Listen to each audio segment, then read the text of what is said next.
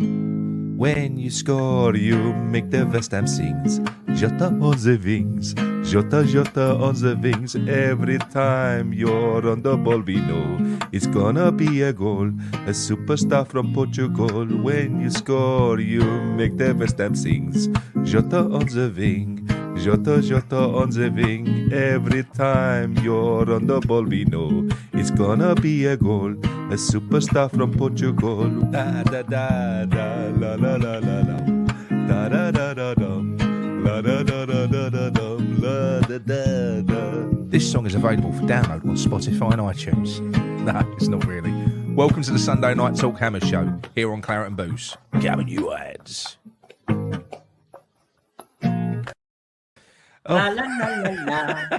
Well, look, just so you don't know, that's what a left winger looks like, an actual left winger. You know? What a signing that is. Wait a minute. I know, but the biggest shame of all, really, is the fact that that song is now dead. It's dead. It can never be used again, unless we go for him again in the summer. We are joined this evening. It's myself, it's Mickey, and I'm joined by a very poorly Luc Bailey, who's taken his medicine and he's feeling better. How are you feeling, Luc? Well, I hope I'm feeling better as the show goes along, but in a minute, I'm cough central over here, so I do apologise to anyone if I'm annoying. Let's put it that way. Annoying, you're always annoying, though, Luc. I mean, extra annoying. Okay, extra annoying. Oh, right, okay. No, that's fine. That's fine. Don't worry. I think I've got that. I think I've got the championship for annoying. Yeah. All right. No, thanks for coming on, mate. It's been a while. It's good to have you on. It has. Yeah, cheers for having me on, boys. I'm looking forward to this. No worries. Right, we have got a very good show tonight, and as you all know, this is your show, so this is driven by you and your voice notes and stuff like that. And we've got a couple of crackers. There's loads of them as well, so it's gonna be a bit of a long one. So strap yourselves in, and there are quite a few unique messages as well, because part of the worry is when you've just had the window that the instance that we had yesterday, you think all the questions are going to be the same, but it's quite good. You've been good with your messages, so there's going to be loads. I think we're going to basically crack through everything that there is to talk about. So that's fantastic. Thank you all for joining us in the chat. Mickey, how you doing? Yeah, lovely, jubbly. I'm a bit more lively tonight than I was last night. So good stuff. Right, yeah. Just so you know, for anyone that is going to be watching this on Saturday morning, we do this as a pre-record on a Friday night because we don't like overlapping with West Ham Fan TV's Friday Night Pint, and we don't like overlapping with the West Ham Network's Friday Night Show either with Tommy. So even though I found out that's not on tonight, is it, Luc? I don't think Tommy's show. No, as far as you told me, it wasn't on. No, he's on his way to Tipperary.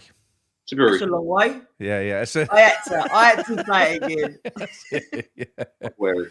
But don't worry about Tommy, because I found a better Irishman. I have. You're gonna hear him soon. You're gonna hear him soon. So it's Tommy out, Conan in. That's what I say. Right. So, Go on, Conan. So look, like I say, we have got a lot of messages to go through.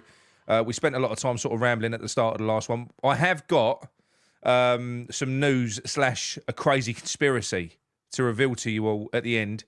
Mickey and Luc, I'm going to have to get used to remind me to do this at the end of the show. I think other people in the chat will remind you. They're going to be waiting. Yeah. So basically, I've had bits and pieces of news, and I've formed. I've convinced myself with this conspiracy. You know, I love a conspiracy. So yeah, we'll delve into that at the end. But let's get into these messages anyway. Right. So I'll tell you what. We'll start with Conan. This is Conan the Barbarian from the IRA. Here we go. How's it going, lads? Conan from Belfast again. Why is it every time I leave a voice note, someone evacuates a building? What the fuck's going on there? But I'm probably one of the most pessimistic fans around. I've always been pretty pessimistic. It makes little sense to me to get my hopes up when they're so often dashed. And I mean, I'm pragmatic at the same time, but what's going on at the moment just horrifies me. I'm completely despondent. I don't want to watch the matches anymore. I've never felt like this before. And apart from what may or may not have happened with Pablo and Benny, and I wish them only the very, very best. I really do. I'm so sorry for them. I'm so sorry they got moised. But that aside, the main issue, as I see it, is undoubtedly a tug of war between two opposing forces. On one side, you've got Tim Steidten, who I've met a couple of times, chatted with him once. I lived in Bremen for many years. I was there when De Bruyne came in, and he's very approachable. He's got time for you. He's charismatic. He's clearly like Moyes. highly intelligent. And he's a results man. He gets things done. He knows how to get things done, which is like, you know, the polar opposite of Sullivan and Moyes. And I group them together because they're cut from the same cloth. They are relics of a bygone era. They are stubborn to the core. And let's be honest, they think they're smarter than everyone else. And was your man from Sporting Lisbon described Golden Sullivan as the Dildo Brothers? There you go. Yeah. Moyes and Sullivan are the Dildo Brothers versus the Pearl Diver. Now, who are you going to put your money on?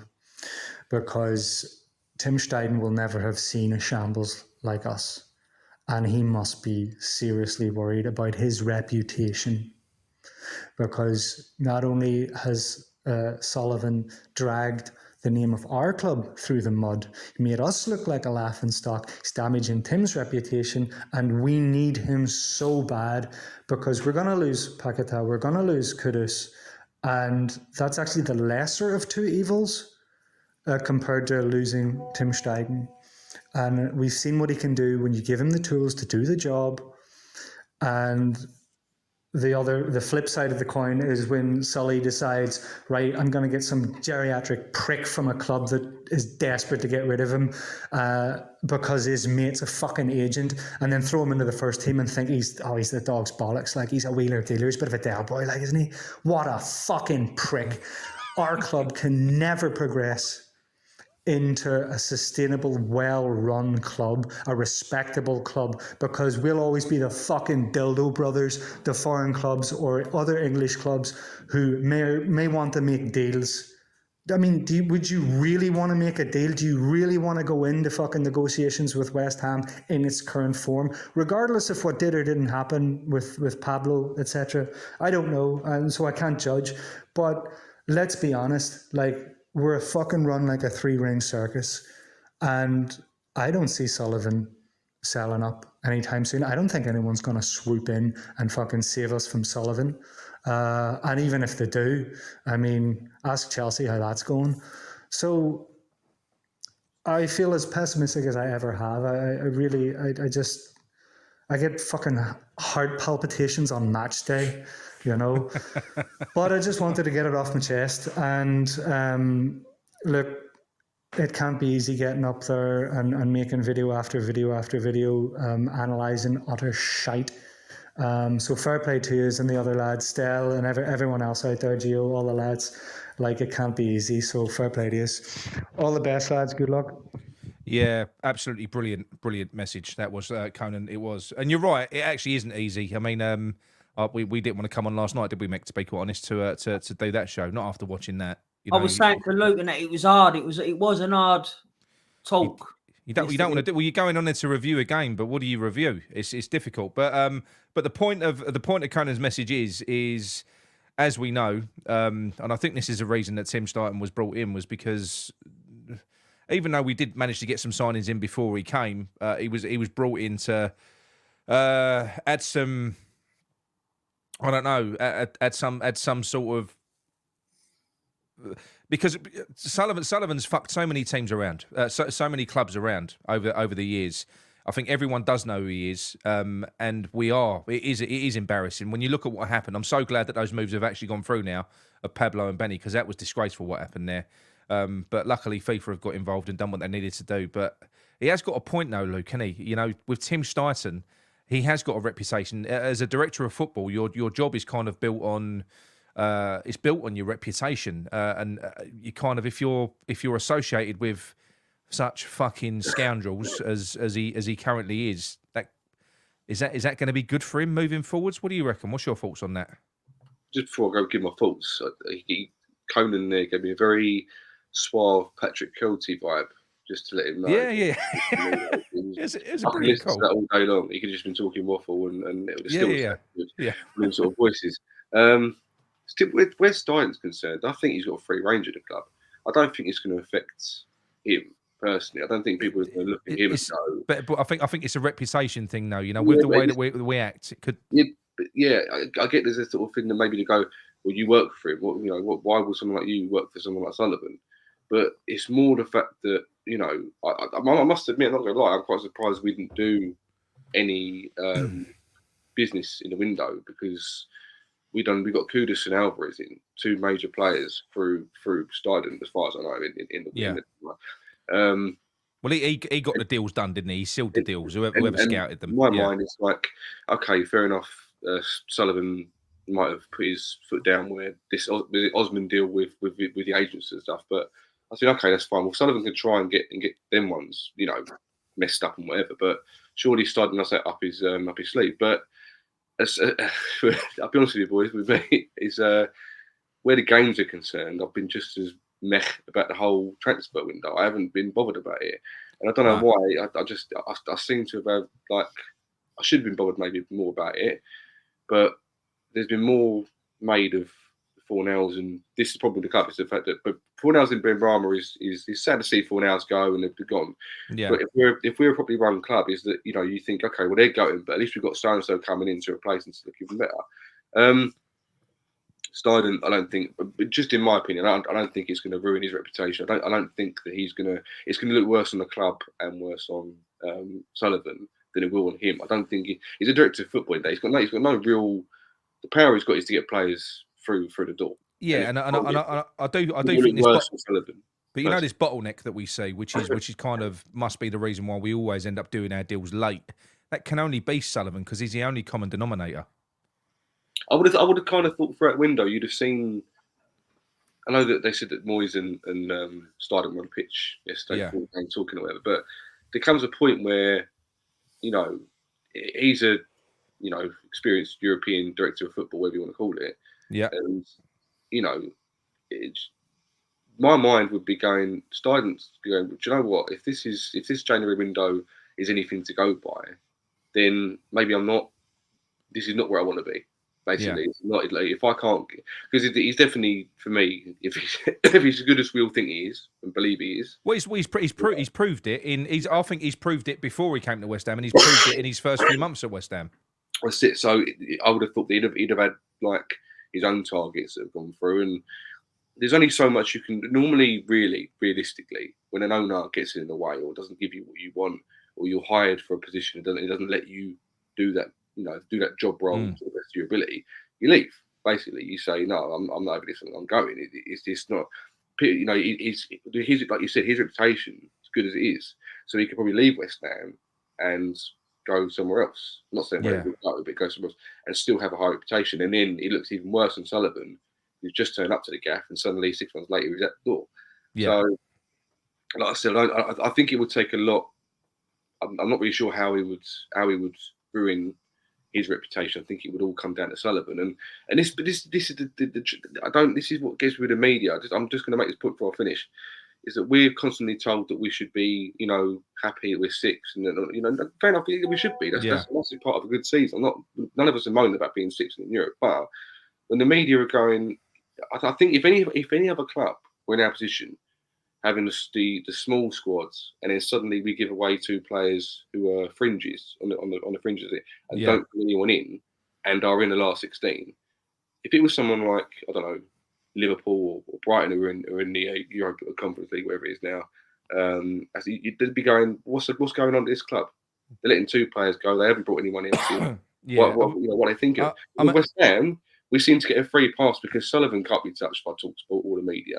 Moyes is the messiah, so he can't be touched. So it's all like, well, West Ham fans should be happy where they are. Yeah, okay, that's fine. But what's happening in 3 months' time when because we haven't brought anyone in January, it all goes wrong. Sorry. I know. But for me, I think there is a risk. I think because like I said to you, directors of football, the reason Steidten's so convincing is because he's got so much about him, and his body of work will back up his words. So with what he's done at Bremen, at his previous clubs, he can go to a player and he can say, look at what I've done with this player. Look at what I've done with that. De Bruyne or all these players, we developed them, we brought them in, we gave them exposure. They moved on, come to us. This is our project. This is my project. Over the course of time, if that project turns out to be nonsense and it doesn't get realised because there's blocks put in the way, even if that is down to Sullivan or anyone else, the fact of the matter is Steidten hasn't delivered. He hasn't managed to deliver. So therefore, his word in the future becomes because he obviously speaks with authority. He's like a consultant. He talks to these players. He sells them the dream. But if you don't deliver, you don't deliver. And he's always managed to deliver elsewhere. So this is a worry. But Mickey, what do you think, mate? Ain't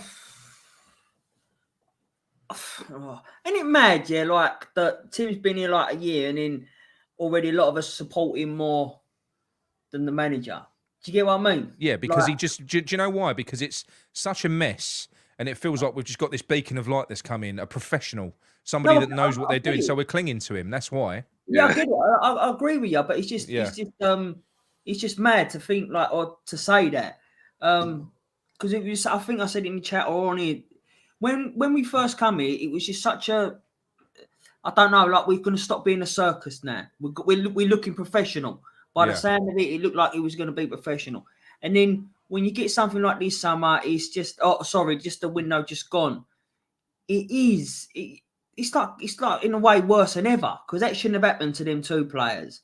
Don't make sense, does it, Mickey? It doesn't make sense. No, it's so disheartening and depressing to see how that is. But I do honestly think that if Tim goes, I think that's a big answer to a lot of our questions. I think if he goes, I think it'd be terrible for the club. Yeah, I think it's a real step back, like a massive step back, if we let him go. Well, we'll never ever get anybody of his profile again, and there's some questions on that, so we'll go into that a little bit later. But no, it would be a dark day because I think we've been waiting for 12 years to get someone like this through the door, somebody that actually knows what they're fucking doing, and he should be given the keys. He should be entrusted to just run with the football operation because even if he isn't fully there yet, and certain aspects of the job he's learning on the job, he's still far more capable than fucking Sullivan. Far more capable. The way I see it, I think we're very lucky to have Tim. I do. No, we are. Just like we're lucky we're to have Paqueta and Kudus. I do honestly believe that. And I just think that it's a sad opportunity wasted, if it is a wasted opportunity. Yeah. I really want to grab this opportunity with both hands and just bring this neck out. This really is. And as Conan said, we can lose Paqueta. We can lose Kudus. Would be heartbreaking if you lost them in the summer. But with the money that you would recoup from those players, you're going to get 85 million for Paqueta. You're going to get probably similar for Kudus. That's a lot of money. Imagine what Tim Steidten could do with that money. Yeah. So you wouldn't panic as much if you had Tim Steidten in place because you think, Jesus Christ, look what he just found Paqueta for Kudus for 35 million. So I think I'd be confident with Tim on board. I wouldn't panic so much with players going out, even though I don't like to see it. I'd almost be excited with what he's going to do with the money and bring in. Yeah, what's happening next? What's next? Yeah. It's exciting. Where if it was the other way and it's Moyes, we know what to expect already, and that is nothing exciting and just mundane, boring. No, exactly that. No, it was a great message, Conan. Thank you very much, mate. Make sure you send another one in. That was good. Yeah, nice one, Conan. Right, here we go. Yeah, boys, we'll do. Well, what's happening now? What's going on here? I don't know. Gone through a tunnel. How you doing, boys? Hope you're all doing well. Right. This is Sam from Baz Vegas. Hits home a little bit for me because I've always been dead against it until yesterday, until it happened to me. After 30 years of going up and watching West Ham, I actually, shamefully to say, actually left the game 5 minutes early. I've always been dead against it. I've always wanted to sit there to the end, even when we've been being thumped and that. I've still sat there to say, made my nephew stay with me all the time. But yesterday was the final, but I couldn't take no more of it. It's a 2000 and we've got a 2024 squad and plays 90s style football. It's ridiculous. Moyes is just sucking any bit of football ability out of this team, and it's yeah, like I said, it's the first time it happened to me yesterday, and I'm a bit ashamed of myself. But yeah, my question was, how do you feel about people leaving early? Because like I said, I've always been dead against it and gave people shit for it. But yesterday was the last straw for me. I couldn't sit there and watch it no more. It's sucking the soul. It's making me depressed, mate. You know what I mean? I'm all happy in that before the game, thinking, we get a result here. Big game yesterday. I think a lot of people didn't realise how big of a game it actually was. And I say, what's that? No winning 4 and 5 now. And we've got Arsenal and Man United coming up. It's ridiculous. But I'll crack on again. But yeah, my question is, where do you stand on people leaving the game early? But yeah, have a good one, boys. Cheers, Sam. Cheers, Sam. That is a great question. I'll go first on this one. With I've got nothing against it, to be quite honest, because the only thing I've got something against, Sam, is you should have stayed behind just to boo Moyes. But but no, look, when you're in a situation like that, it is soul destroying. And look, if you're a Sheffield United fan and you've got your team are playing this way, you wouldn't mind so much because you haven't got the stars on the pitch. You kind of expect it, you accept it. But when you're 6th in the league, you're at home, and we only had 2 players out. We had Paqueta, because I don't really count Antonio. He wasn't even in the team when he got injured. We got Paqueta and we got Aguero out of the whole fucking squad. So we've got all of those players that were on display were David Moyes players. Now, you don't play for a draw, you know. We were 1-0 down for a stupid error. We played no football in that game. It was all long ball. So we've got a £500 million squad and we're playing long ball. There's reasons why we're this frustrated. There's reasons why we know we are in a good time, but we should be in a better time because we've collected all of these players and it is really, really starting to grind on people. We're not entitled fans. We're not. But we know what we've got at the moment. We've got some fantastic players, and they are being held back. And we don't know how much longer we're going to have them for. And it's it's depressing. It's really depressing. I've done it myself. You know, I've done it once this year. I left. It was more than 5 minutes early. It was probably, it weren't quite 10, but I just couldn't watch it anymore. It was just depressing. You know, my son wanted to go. And it's like standing there watching your fucking house getting burgled, or, you know, as Sam said in the message, like watching someone shag your missus. It's just fucking depressing. It really is, to sit there and just watch it, you know. But anyway, Luke, what are your thoughts on it? So Sam, no, I don't think you're wrong, mate, at all. I don't think you're wrong. First of all, I don't think you should be ashamed of yourself, because especially what I'm going to say now. I've left early, right? I've left early. I left early. I've sat there when we lost 5-1 to Arsenal at home, and we're getting caked tonight. There's like 3 people left in the stadium with 5 minutes to go and stuff like that. So I left Huddersfield when we were 3-1 down, and as soon as I left the ground, we decided to go and win the game 4-3. You got punished.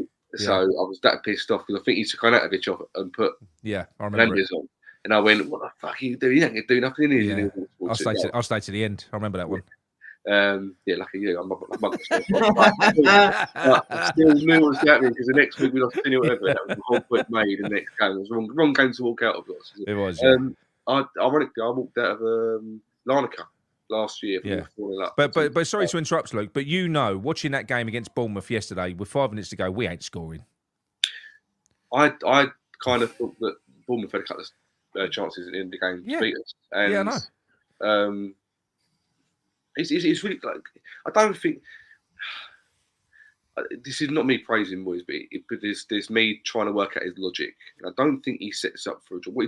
When Moyes sets up to win, he sets up to win with individual brilliance and set pieces, and so in his mind, 1-0 come in the last 10 minutes. If JWP swings in a couple of corners and Suchek gets the header, that's a win for him. But the chances of us getting a set piece at this stage was very, very little. But I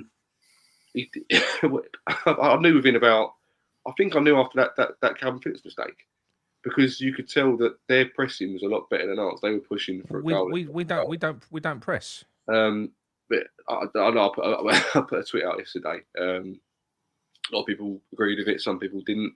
As is life, I'll put another tweet out earlier.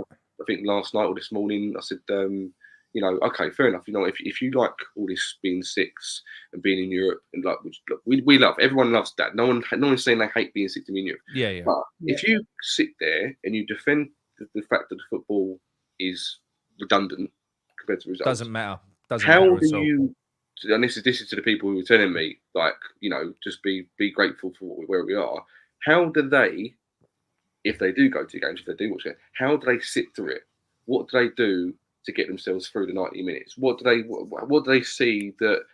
Are they literally watching us play horrible football and going, "It's all right, it's 6, it's all right, it's great, it's fine, great. I'll get some popcorn in a minute." I don't know. I don't know how they do it. I don't know what. Teach me how to do it, because I don't want to. They listen to Spotify. Whatever they do, they might even watch porn halfway through. I don't know, but there's got to be something that gets you through. And if you want to walk out, I do think, Luke, I do think we've got a massive portion of fans, and I'm not saying that all Moyes. I'm not saying this. Please don't misunderstand me.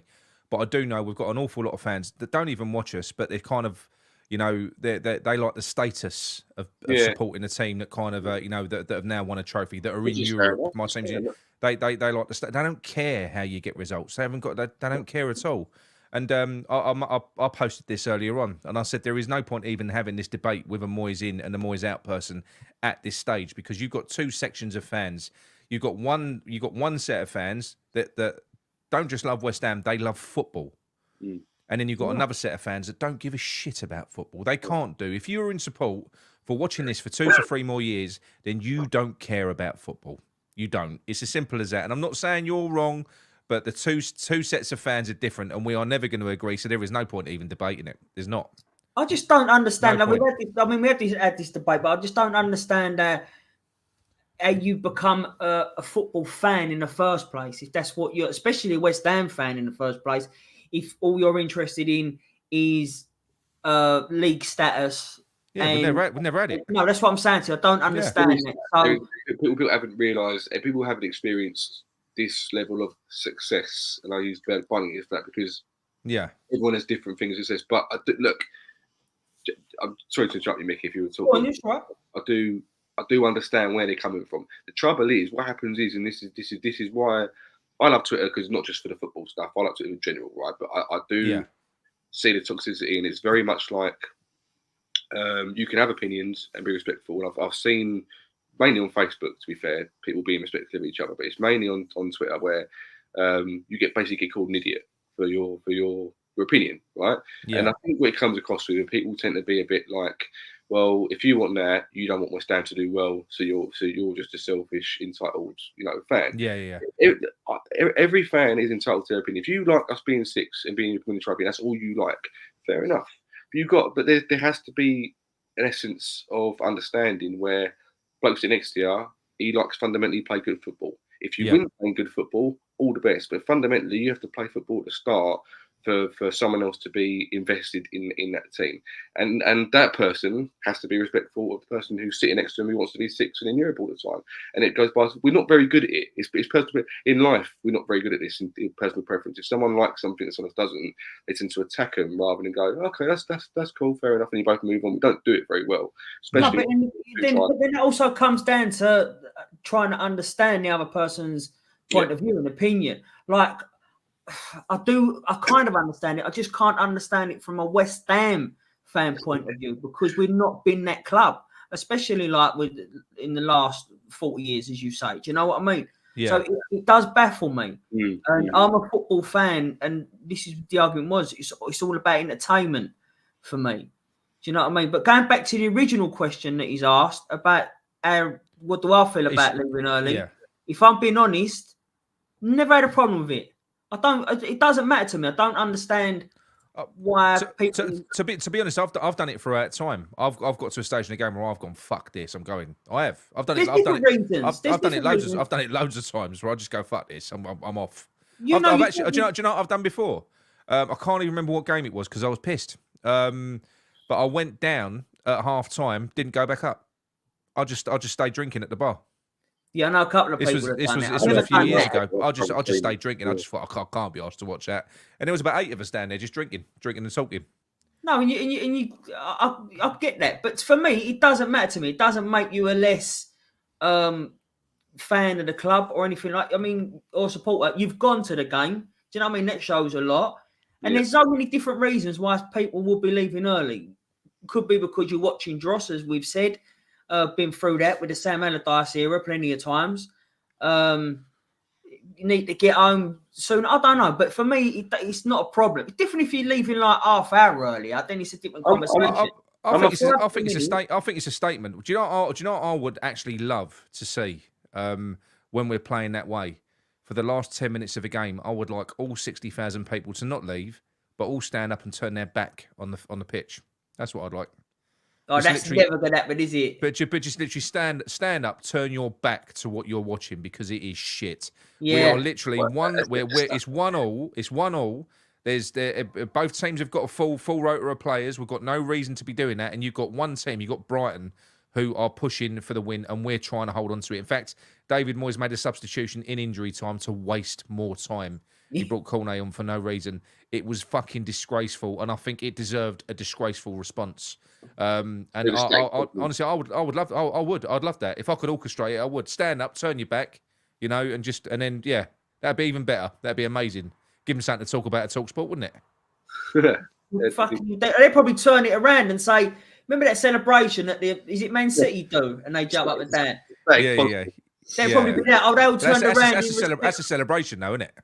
No, but that's what I'm saying. They'll probably turn it around and talk saying, the old stadium celebrated Moyes. There was a point up on Twitter last night after I put the tweet out, and it's quite interesting actually. I don't know if anyone listens to, when you're watching the game. I don't know what commentary you listen to, BT, Sky, if you're watching another, and you've got a Fire Stick, you're watching another channel, whatever. But listen to the commentators, right? And I didn't realise this until someone pointed out last night.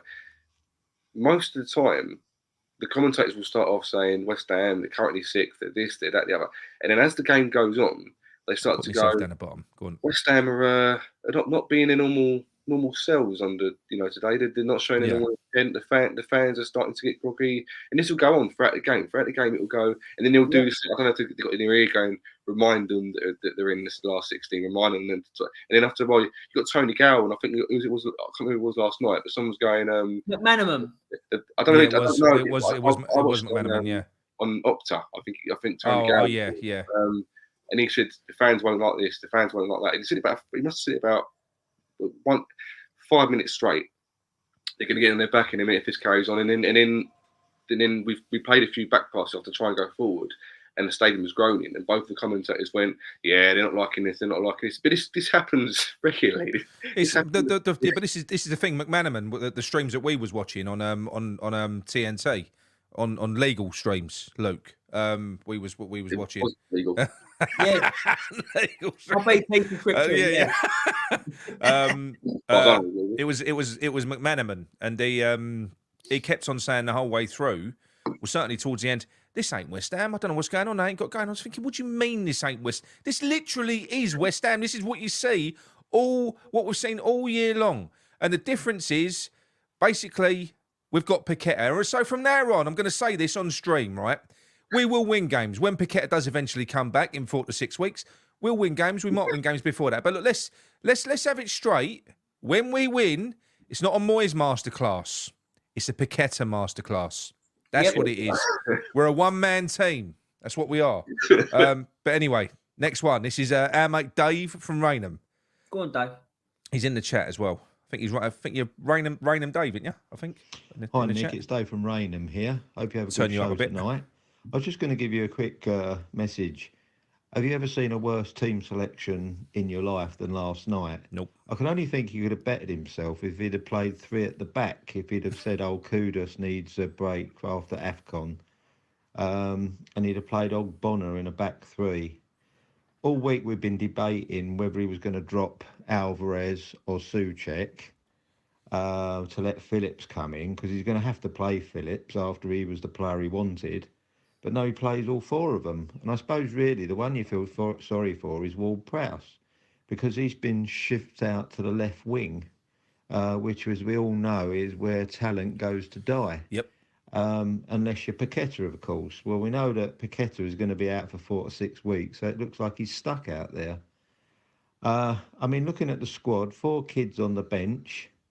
None of them were going to get a snifter because they all played the previous night for the under-21s. Looking at the squad, the only thing you've got is that Kufel was suspended, so he's back for Sunday. and eventually Antonio will be ready. And I suppose a Gerd, there was no mention of him. I don't know. I think we get stuffed at Man United. If we go in with a team like that and play like that, we've got no hope. And also, I think the goings on last night with Ben Rama and Fornals, what a shoddy way to perform, and has really put West Ham in a bad light. And thankfully, FIFA have done something good and they've rectified it and let the players have their mood. Could you imagine them two players if they've had to come back in the squad, say on Monday, what an effect that would have had? But I just really don't know what happens. You know, Sullivan seems to have lost faith in his number 2, Steidten, whether he mucked up on that transfer. And he's given no help to Moyes, so perhaps he is not going to give him a new contract. But we all know he flip-flops every week, so God knows. Can't wait to hear your comments on everything going on last night. So have a good show. Speak to you soon. Bye. Cheers, Dave. Thanks very much, mate. Go on, Luke. What are your thoughts on that, mate? Sorry, repeat it back up. I've lost my train of thought. Sorry. So basically, what Dave was saying was, you're good, you are, aren't you?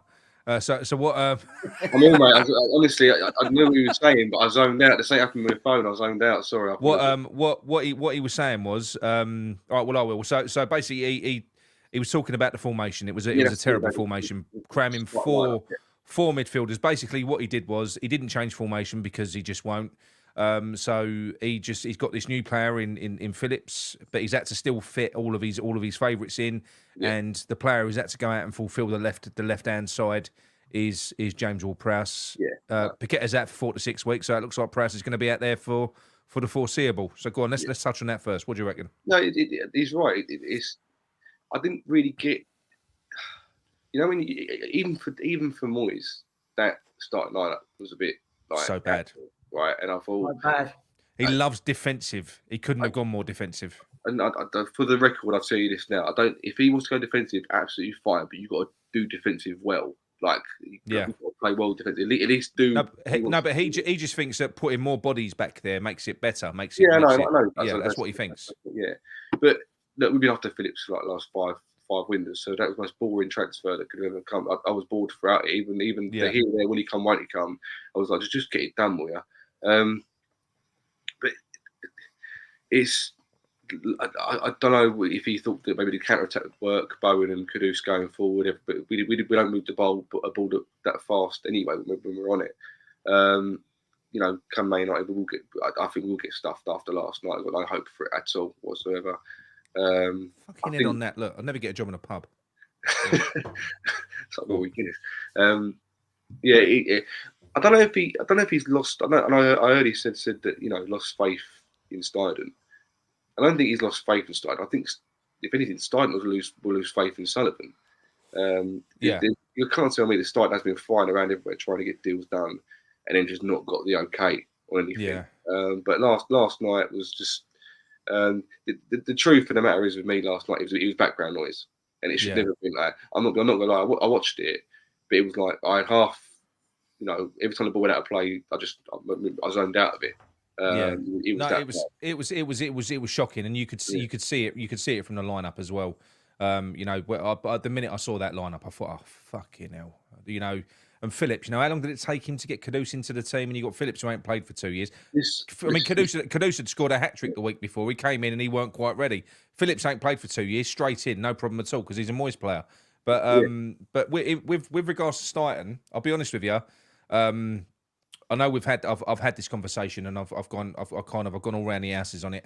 But at this very start of this window, I said, because I spoke to someone, I got some information that Moyes is moving on, and the information that I got, was that they are not going to sell in this window. If they do, they're going to sell in this window. They're going to try and get rid of Deadwood. They are not going to buy unless someone of very good value comes up that will be good for the long term. If we get anyone in, it's going to be a loan because they're stockpiling cash for the summer. That is what I was told at the start, and that's why I've kind of had that bet with Sean Whetstone of £100 that Sean Whetstone saying that he will get a contract. I've said no, he won't, and it's a charity bet, and it's all off the back of that. So it looks like that's what they're going to do now.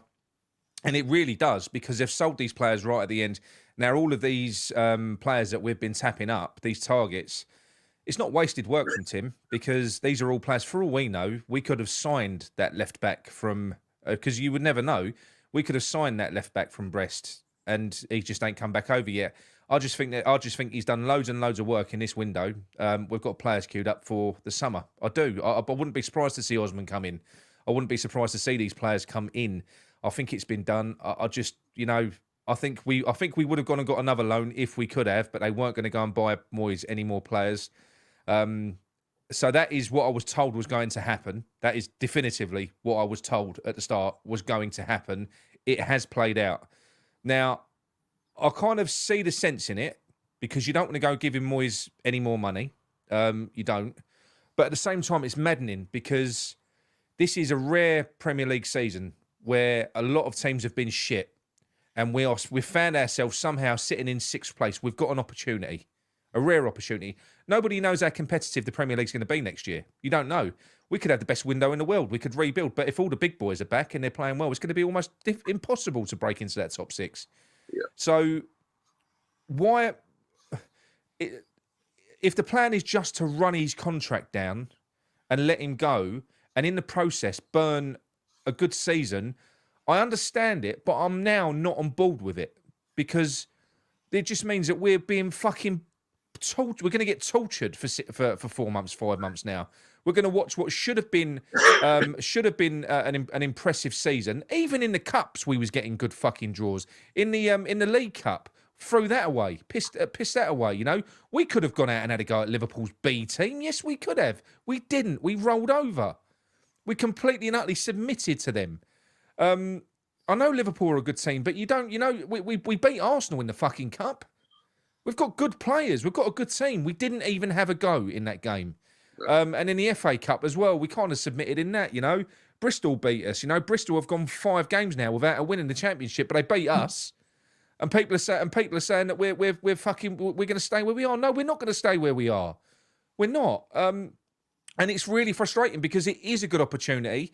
And I don't blame Steidten for this, because this is obviously Steidten, I believe, doesn't want Moyes here. And that's probably what Steidten's doing. He's biding his time. He's waiting. But it must be driving everyone mad who's at the club now. Players, probably Steidten as well, because he's going to look bad in this. As part of this process, Steidten does look bad because he hasn't brought anyone in. So by definition, the director of football has not reinforced that squad.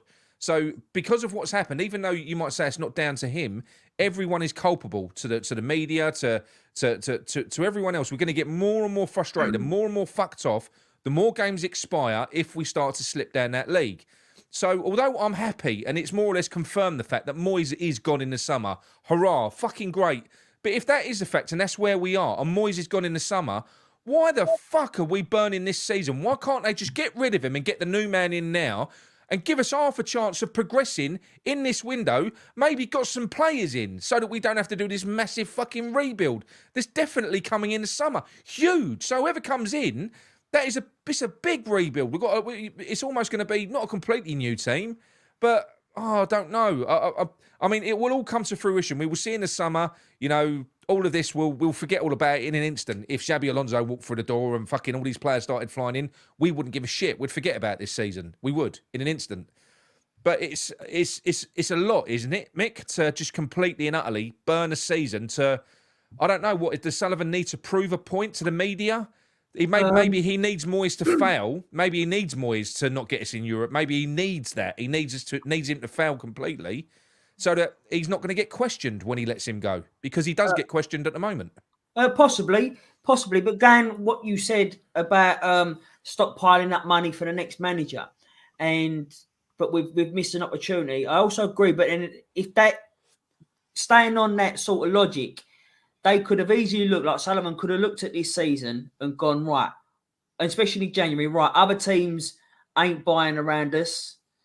They're sticking with the same squad. I think that we will be all right with the same squad. If everyone else has got their same squad and we can do ours and we're 6th right now.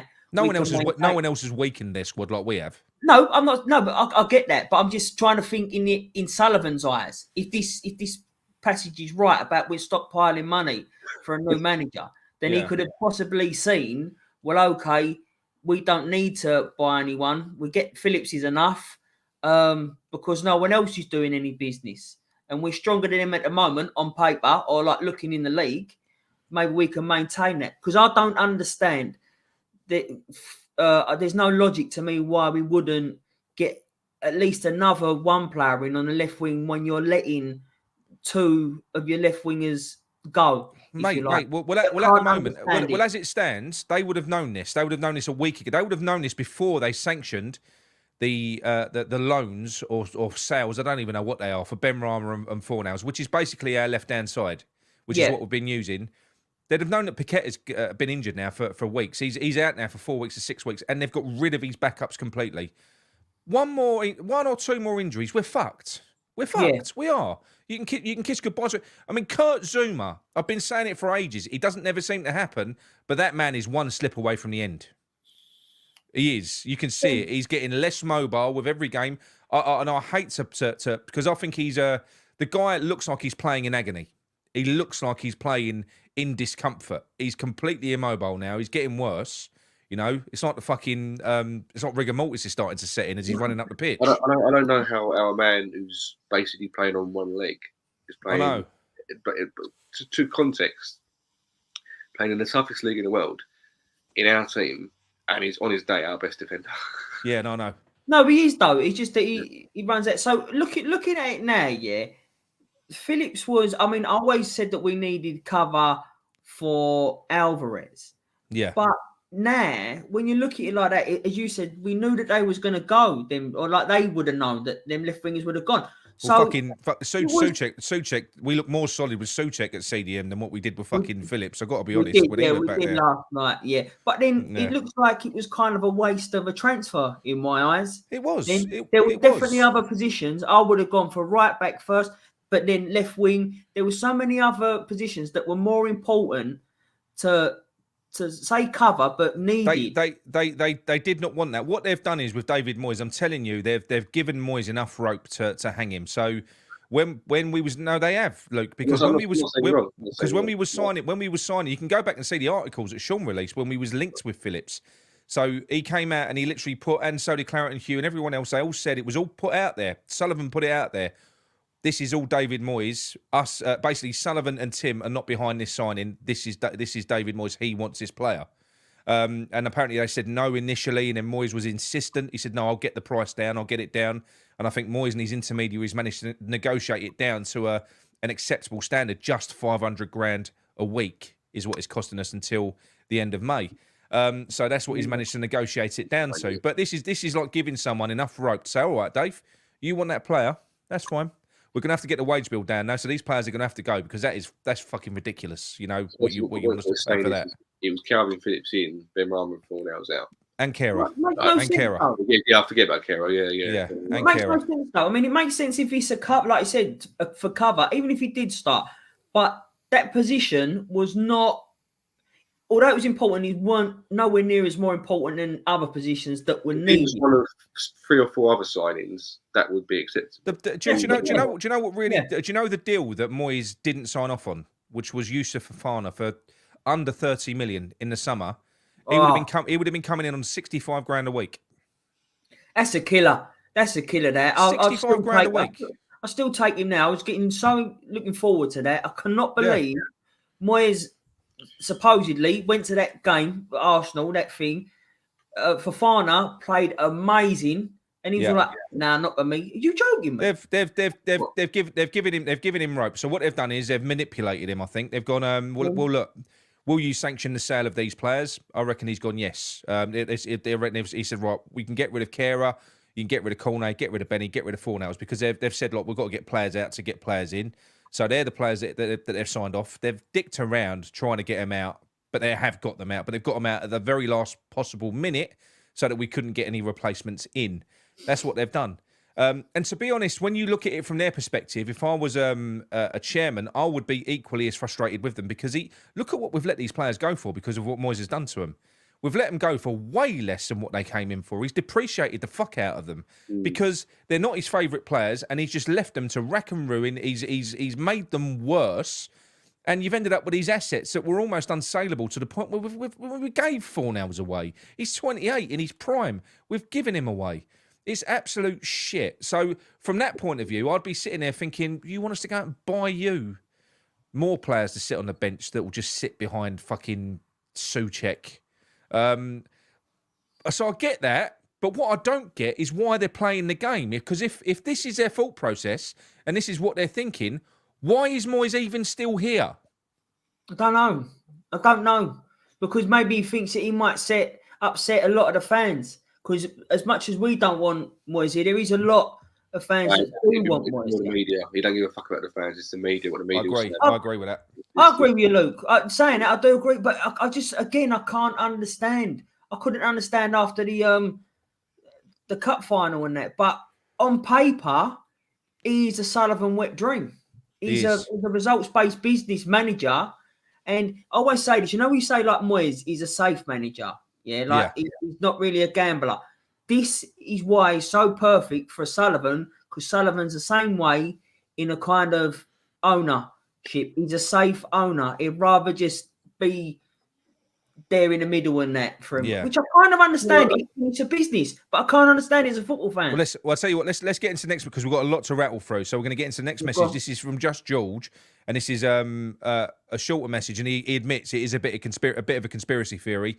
But you know what? We're left doing this because we're left scratching our fucking heads, going, "What is going on?" So this is from George.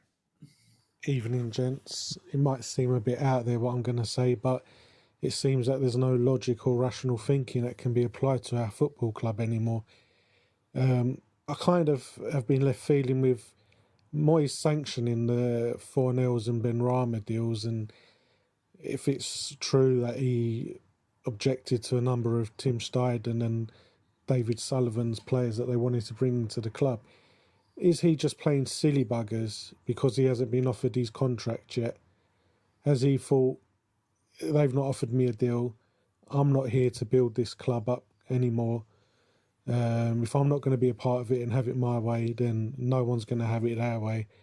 And I kind of just feel, is it like a semi kind of sabotage from Moyes at the moment? Is he already lining up his excuses for if things don't work out now for the rest of this season and the club don't offer him a contract, he can turn around and lay the blame elsewhere, say players didn't come in, etc. Like I say, it probably is a bit out there, but I just can't make sense of anything anymore, and I'm just at the end of my tether with the lot of it. Yeah, cheers for that, George. And look, it's a wild conspiracy, but that is what it leaves us with, because the reality is wild. What's happened is fucking wild. We came into this transfer window with in a situation where our squad depth was exposed because we've got a few injuries. It was like, shit, we need to get some players in. We've left the window weakening our squad. Doesn't make any sense. But Mickey, what are your thoughts on that? On the conspiracy? Well, no, everything he said is basically what I've been all for this show tonight.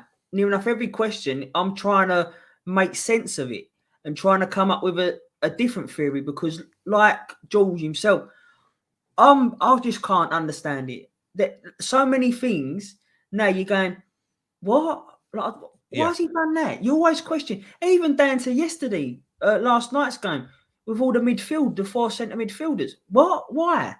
I just don't get it. Letting these players go, like we've said earlier on, I'm literally asking myself questions, George's. Do you know what I mean? And coming up with your own conspiracies because you're trying to make some sort of sense of it. So I can understand that. I think it makes about as much sense as a situation that we're in. So I don't think it's a stupid theory, because this is what we're left with. We're kind of making our own theory. So it ain't stupid, because you think, well, what has gone on? But the thing that makes me think that ain't the case is that David Moyes cares more about his CV than anything. He does. I don't think that he would willingly force a situation that would see him foul in the second part of the season. I don't think that his ego would allow that. I don't. I just think he's not as bright as what he thinks he is, and I think he's been manipulated by the people above him and around him. he definitely wanted that contract. He knew that come Christmas, when we were sitting sixth and we had the best start in the first 20 games, we just lost Declan Rice. He knew that's why he was pushing for that contract, because he knew that's probably as good as it's going to get. Yeah, weren't going to get better than that. Yeah. No. So that was a point where he had to negotiate for his contract. So, Luke, what are your thoughts on it anyway? Baby's crying. Sorry, mate. That's all right, mate. Go on. That's fine. See, another thing that Joel said was about. Do you think that I can't remember that? Ask the baby what she thinks. She'll be sick. She'll be sick if she. What George was saying about as Moyes sort of thought, well, okay, I'm not going to get a new contract, so I'm not going to progress the club and that. But what my thinking is, any manager that comes in, it ain't going to take long at all, because he's not really done much, not in the way of youth. Doing different tactics. Moyes ain't done much on the surface. He doesn't. But this is what I mean, and this is why I think he believed fully that Calvin Phillips was going to be bringing in an England international. A player that he's been because he gets stuck. Moyes gets stuck and he never moves on. That's why he's been following Phillips forever, and he don't care that he ain't played for 2 years. He doesn't care. It doesn't bother him. He just gets stuck on these players, like he got stuck on Lingard. Like he got stuck on Fellaini. He had to take him to Man United with him. He can't move on. So I do think that he thought that probably still thought he was getting the Phillips from Leeds. Yeah. He thought that bringing that player in was going to push him on, because as he said, when Phillips went to Leeds, in the stats and in terms of status as a CDM, he was as good as Deck in the league. He thought he was bringing him in. He was his replacement. Maybe at that time, I'm not too sure, but I don't know. That for me, I don't think it's a mad theory. I don't. No, it ain't. But for me, because of what I think of Moyes, I don't think his ego would allow him to basically throw himself under the bus like that, because ultimately it's going to be him that fails. This is what I'm saying. It's that the situation that we are in right now, and they've been for a while. Everyone is making up their own theories, whether they are plausible or not. But everyone is, because everyone's trying to understand and get what is going on. Yeah, at West Ham. We are just, and that is why. That is. I'm gonna have to go. If I'm available, I'll come back. All right. Yeah, no worries, mate. That's fine. That's fine. Speak to you in a bit. Cheers, mate. Bye, mate. What was it going? So that's the joys of being a dad. Right. Yeah. Yeah. I wouldn't know that yet. So, to be fair, I lost my train of thought, but I can understand why people will make up their own theories, because they are trying to understand it themselves. Yeah. No, absolutely. But no, that's fine, George. We're gonna skip on to the next one now. So, thanks, George. Cheers, George. But no, but the thing is, like he's saying there, it does. You do say these things and you think, is that stupid? But you look at the situation is fucking stupid. Yeah, of course it is. That's what you're trying to make heads and tails of it. Right. So here we go. This is from Lou. Here we go. Hello, Nick, John, Gary, and Mick. It's Lou. Also, E7 Hammer on the chat. I just thought I'd leave a voice message. I just want to know this. I can't do TalkSport or any of them anymore, because I'm sick of, we're the only football club in the world that can't dream.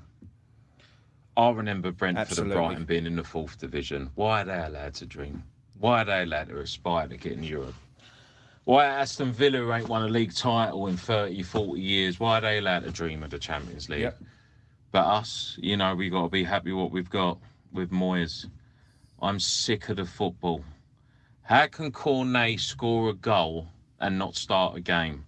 I'm not a number one Danny Ings fan, but he had a good game against Sheffield United. It was obvious. Johnson replaces Kufau. Phillips starts on the bench because he ain't played. I've played more Premier League minutes than Phillips this fucking last 2 years. Right, you have Cornet on the left, Ings in the middle, Bowen up front, Kudus on the right. And, well, we all know he has to have Souček in now, but I can't see what he sees in him. And what I don't get, if you've got to suffer Souček, why don't you just play him up front and have creative people behind him across the ball? Why, I'm a fucking forklift driver and I can see this. Do you know what I mean? It just drives me up the wall. I know it drives you lads up the wall as well. There's no defending it. He has to go. And I really hope Steidten didn't spend any money because he wants to spend it on the summer. Because look the way Bournemouth were playing football yesterday. They were finding opportunities, finding the space. Like you always say, that's the difference between a coach. What a coach that guy is. He ain't going to be at Bournemouth long, is he? I'd love to have him at our club. Whoever Steidten finds, but... Yeah, just a quick little rant. I'm just sick of it now. Yeah. They're all talking about, cheers for that, Lou. That was a really good message. They're all talking about how you smoke your vape. I don't do that. Yeah, let me clarify that. It's because I don't like. Yeah. You can hear it, so I try and do it away from the... Elaine's back. That's what he does when he's down the pub and he says to his mate, like a fellow vapist, he says, "Do you fancy coming outside for a vape?" I don't. I say, "Do you fancy coming outside, won't it?" Yeah, that's what he says. But no, I'll make you absolutely right. What he said in that chat was a really, really good one, and he's obviously talking about the way that West Ham fans get chastised by everyone, it seems, because we dare to dream, because we can't want more. We should be happy with what we've got. And this is the fucking thing. You know, if you listen to the likes of Alan Shearer, you know, the way the guy just constantly contradicts himself all the time. You know, it's one rule for one and one rule for another. He'll talk about David, he'll be watching and talking about a West Ham game, about how poor we've been in a game. And he'll say, but, you know, when you look at that and everything else, and he'll talk about how West Ham fans should be grateful because of where they are. And then he'll watch Tottenham and Ange Postecoglou play football. And he'll say, this is brilliant. The Tottenham fans deserve this. This is what they've been wanting.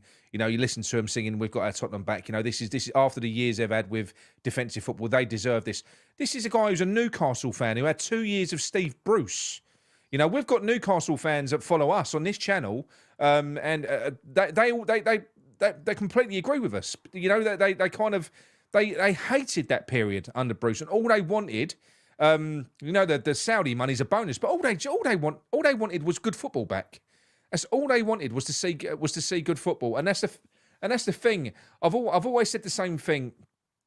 If you're going to have success, it should be a byproduct of entertainment. Entertainment is the main thing. Good football. It should be It should never be at the expense of football or entertainment. It shouldn't be. No. You know, some people like winning at all costs. I don't. If get to a final, I'll say yes. I'll swallow it. I don't care. Win however way you got when you're in a final, a one-off game. But as a rule of thumb, over the course of a season, no fucking way. You know, a full year of shit just so you can scrape results. No, that ain't for me at all. Not at all. But he's completely right on that point. What do you reckon, Mick? Well, of course he's right. And you know, you said about Shearer, and I know he was aiming at the Newcastle lot, but going closer to him, you only got to see what that dickhead Rio Ferdinand was saying. Do you know what I mean? Looking in the camera, what more do you want? West Ham fans, what do you want? Yeah. First starters, fuck off. But we can't have that. We're little old West Ham. We should be happy with what we've got and what we're getting. Yeah. But this is where it annoys me, right? So they're saying Moyes has done a fantastic job. He's done great. Well, okay, then. Let's ask someone like a Carragher. Actually, Carragher's been all right with us. But let's ask other people if they would want Moyes to take over from Jurgen Klopp. Hang on. Andy, if I was that way inclined, I probably would, because I eat fucking everything. I do. You should see the size of me. So all the calories count, mate. All the calories count. Go on, mate. Sorry. Sorry. Fuck, I lost my train of thought now. All I can think about is you swallowing. Fucking hell. No, like, we're little old West Ham. We should be happy. But do you think that they would want David Moyes to take over from Liverpool? Of course they wouldn't. No! You're Well, the fucking mate. They'd have a meltdown. If I tell you what Alan Shearer, if David Moyes took over at Newcastle, could you imagine? I mean? But he's good enough. In fact, he's more than good enough for little old West Ham. Are you taking the piss over here? Do you know what I mean? We should do. And like, look at the who is it? Danny Murphy with that thing with Spurs. Oh yeah, Spurs under Mourinho and Conte. Now Spurs deserve this. Why do other teams deserve it? Because they don't want to upset the status quo. They don't want to upset the big boys. The maybe taking them out the equation and that. Fuck that. We deserve entertaining football. We deserve every bit of success we should get. Everything. We're good fans. And the thing is, you should never stop wanting more. And the fact is, what everyone seems to forget, while we're a little bit different, and do you know what? Maybe we are a little bit more entitled now than what we once was before. I think we are as a fan base. Do you know why? Because we was made fucking promises. We gave up the biggest thing that you could give up in terms of a football club. All of our history and our heritage was in Upton Park. They moved us from Upton Park with the promise that they was going to deliver the very top. It was going to take us to the next level. It weren't go and win a new fucking European trophy and then stop and go fucking backwards. No. They said within 5 years we was going to be in the fucking Champions League. They made loads of promises they didn't keep. And that is why we won't tolerate anything less than what they've given us. But you know what? So there is a part of me, yes, I do want us to progress and I do want more. But ultimately, like I said to you, I can't tolerate this style of fucking football. I can't. No. And apart from anything else, I don't believe that this football will get you there anymore. It won't. Not in the Premier League. I mean, Mourinho did it years ago, pre-Pep, pre these managers. He did it years ago. He fucking bored his way to Premier League titles. Not anymore. When you look at the, I looked at the 4-4-2 video that they did for my voice went weird, for Calvin Phillips, right? And they was talking about how perfect he is for the team. That was a load of bollocks. Just goes to show you, these statisticians or whatever they are, they can make a great video to convince you about a player that he's a perfect piece for the puzzle and all that. It's bollocks. It is absolute bollocks. But one thing that stuck out, one of the stats in that table, they said West Ham are an anomaly. So they said possession stats that everyone sniffs at. They go, oh, it don't mean nothing. Well, in the league table of possession stats, we are six bottom. Everyone else that's in the bottom of that table are bottom teams, right? Yeah. So we're six from top. So the top, the bottom six teams in the possession stats. West Ham are kind of six, and then all the teams underneath, they're at the bottom of the league.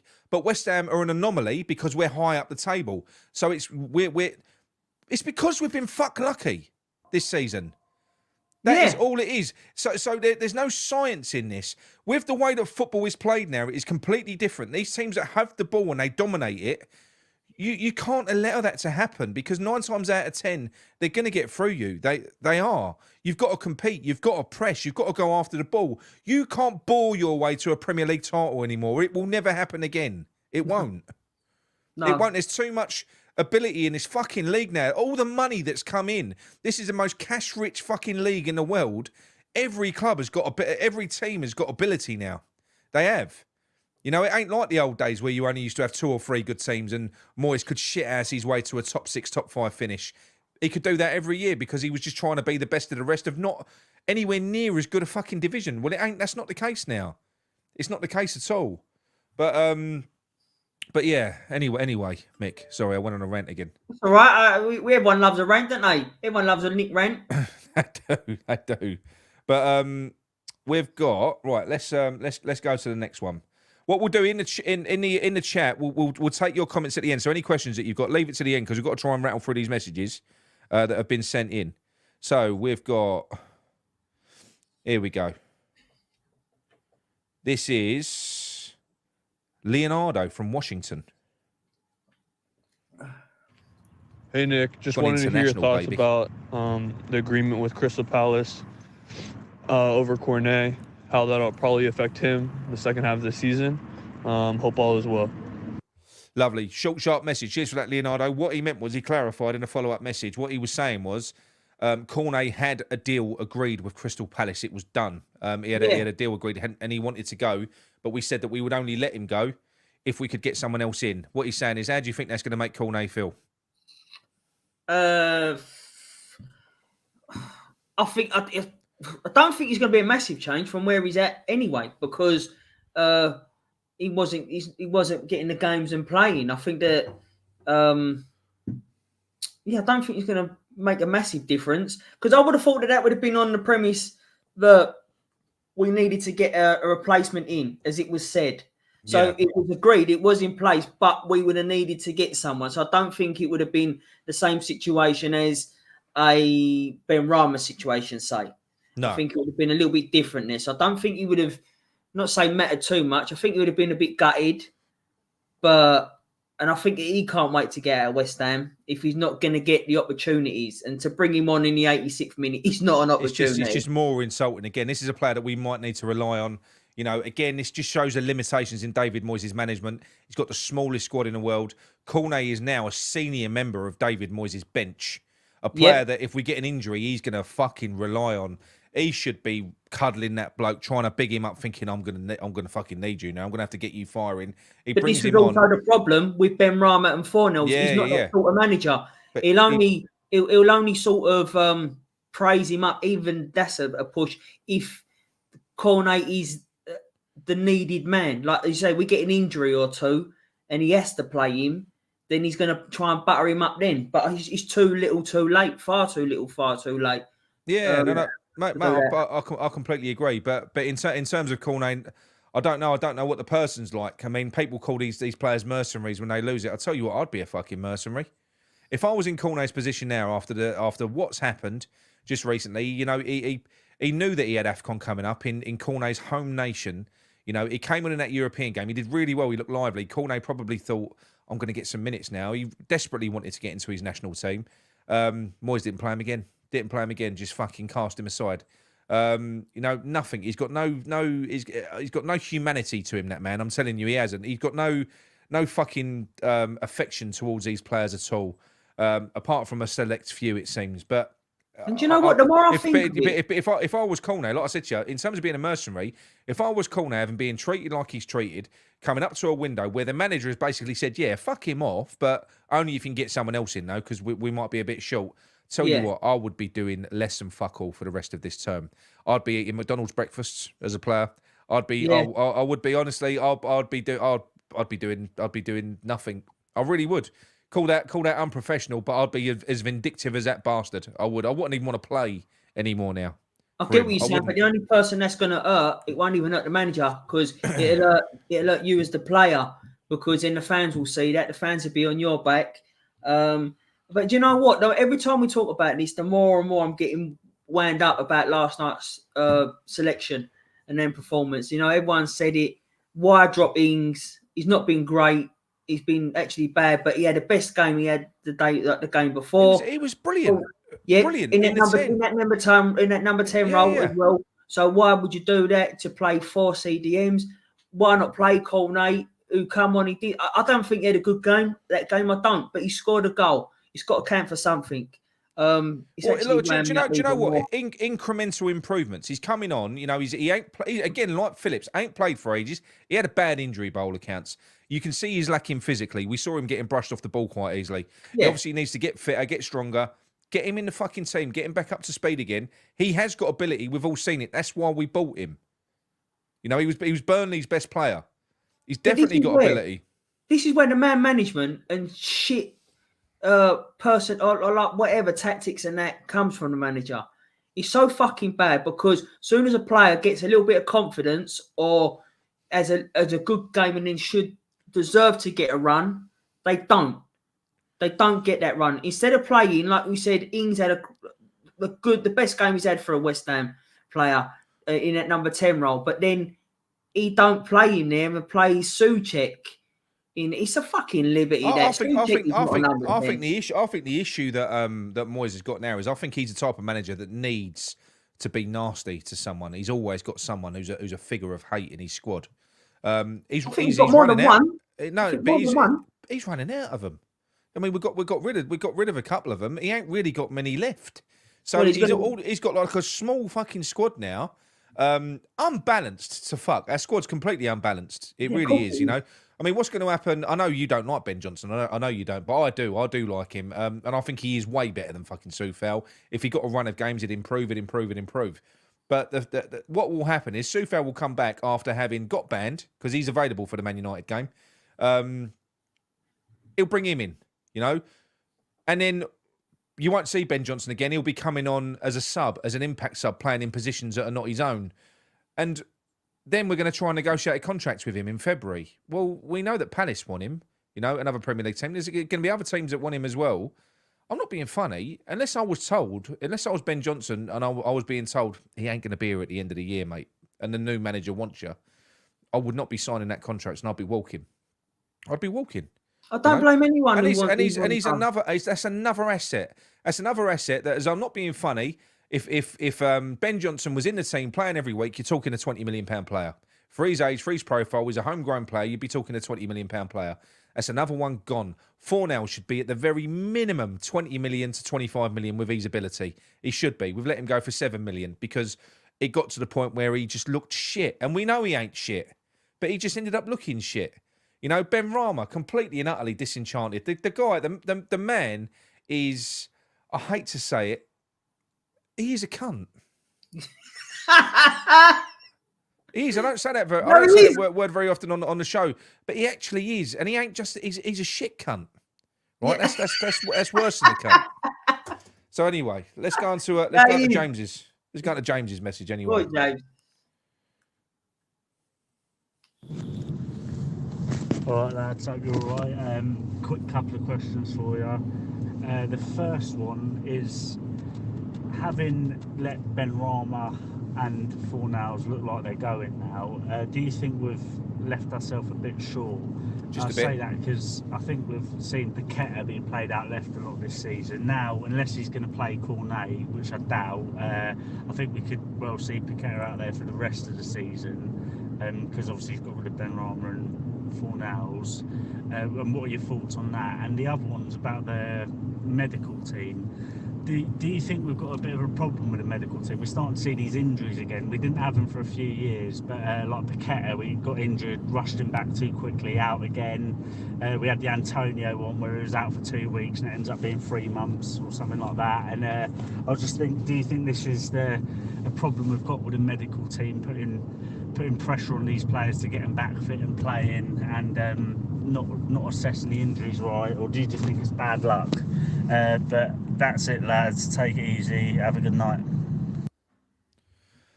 Yes, thank you very much, James. James.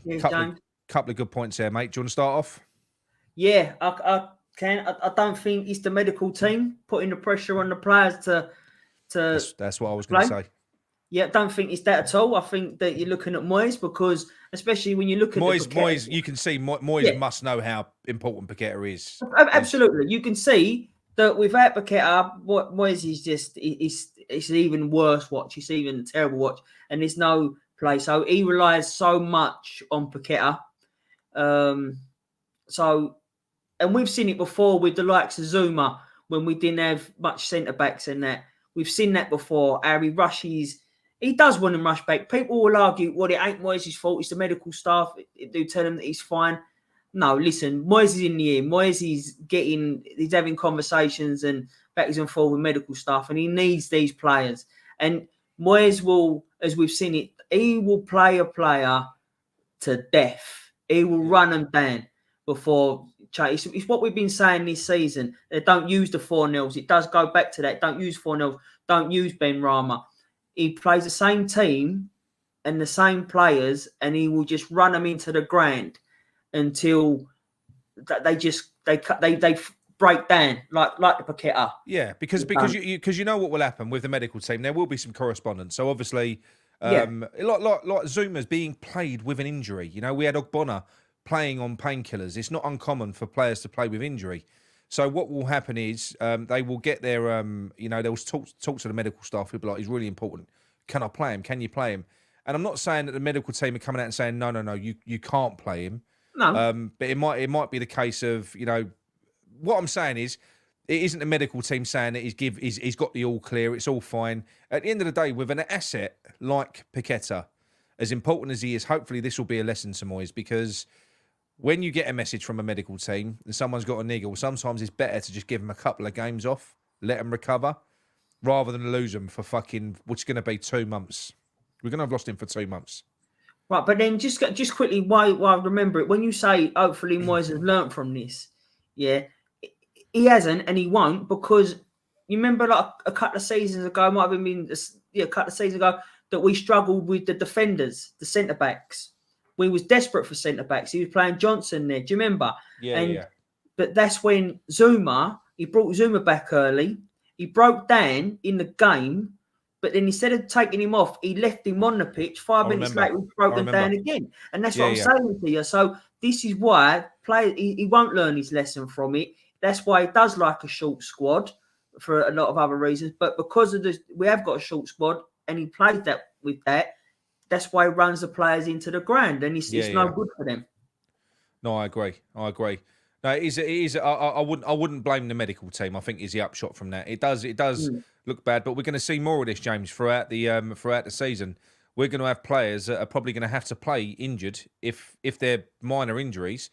They're going to get played with injuries, and I think that's always been the case with important players. You're just supposed to manage them and maybe look after them a little bit, But I think there's certain players out there. Paqueta is one of them. David Moyes basically knows he's fucked without him. Yep. He knows he is. Moyes was just lucky he had Deck for fucking 2 years, 3 years, who didn't get injured, because he always rides on the coattails of a world-class talent. He did it with Deck for 2.5 years, 3 years. Now he's doing it with Paqueta. If we hadn't have had Deck in them first few seasons, we wouldn't have fucking done anything. I'm telling you, we wouldn't have. No, not a chance. But all right. So this is a message from Jonathan. Cheers, James. That was a really good one, mate.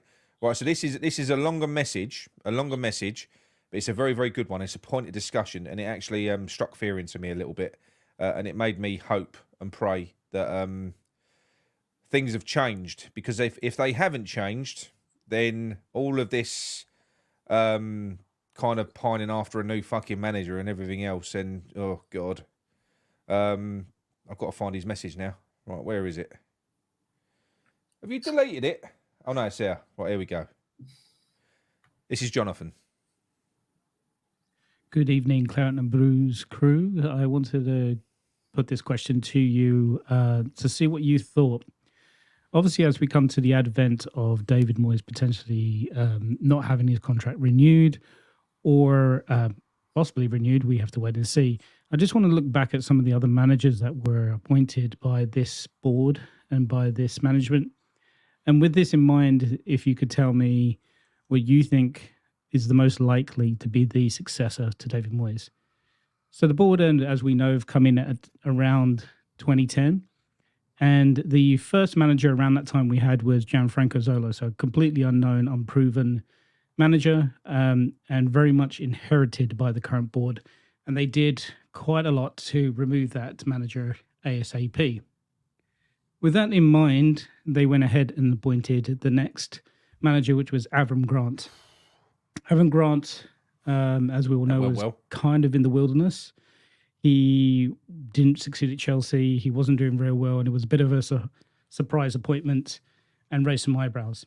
We went along with it, and it proved to be a complete disaster, and they got rid of him pretty quickly at the end of that season. We had an interim manager of Kevin Keane for a period of time before we appointed Sam Allardyce. Again, Sam Allardyce at the period of time was not doing well. He was kind of in between clubs, didn't have an amazing reputation, and wasn't doing anything in the game, and most people stayed clear of him, and we brought him in. After that, we obviously, as you all know, fell out with Sam Allardyce and moved on to Slaven Bilic. And I would appoint to Slaven Bilic as well as being another manager who was in the wilderness. As much as we loved him, he was also between clubs, failed at the Croatian national side, and really was on the slide. And they brought him in. So, again, another manager who was not in an existing club, wasn't seen favourably, and wasn't really pulling up trees. In fact, failed at multiple clubs, and in Bilic's case, even on the national level. Then we bring in David Moyes for the first time round. Again, David Moyes at that period in time had zero reputation in the game. Failed at Man United, failed in Spain, failed at Sunderland, wasn't doing well at all. Came in and helped us out from where we were, creating stability, but very much was another manager from the wilderness that nobody was touching with a barge pole. From there, we moved on to Pellegrini and funded him with a lot of money. But again, Pellegrini's another manager. He was in China. His game was washed up. He had already left Man City, wasn't considered much in the game. Yes, he went for the money, but he wasn't in a big club of any kind of shape and form, and really kind of was on the retirement cycle. We bought him out of China. He came back to the Premier League. He kind of had a reasonable period of time and an off period of time, which led to his demise. To bring in, so you've guessed it, David Moyes. Again, David Moyes, between his 2 stints, did nothing. Didn't go another club. No other clubs were picking him up and looking for him. Nobody else was thinking he's the man for the job. True, isn't it? There was also rumours at that period of time between Pellegrini and Moyes that other managers were looking at, people like Rafa Benitez. Again, another manager that wasn't doing that much at the time, was kind of looking for a way back into the limelight. So my point overall is this board has a history of picking up managers that are no longer in clubs, not in the peak, on the way out, and have a consistent record of basically needing to prove themselves, which is great, but just they're done. They're done in the football world. So by all theories, the next kind of manager would be somebody like Rafa Benitez again, or Chris Hughton, or Wilder, or somebody who's not in the club right now, Potter, for example. Not saying those are bad managers. What I'm saying to you is the consistency in this board is to pick up managers that aren't great. Over to you boys to discuss what you think and who the likelihood is. And one last point from my point of view, if it isn't another has-been, I think this gives us a clue of who's in charge of the future project. That is a brilliant message, Jonathan. It is very, very nice one, Jonathan. Very fucking depressing as well. I've got to be honest, because it is a stark reminder of the people that are running this club, and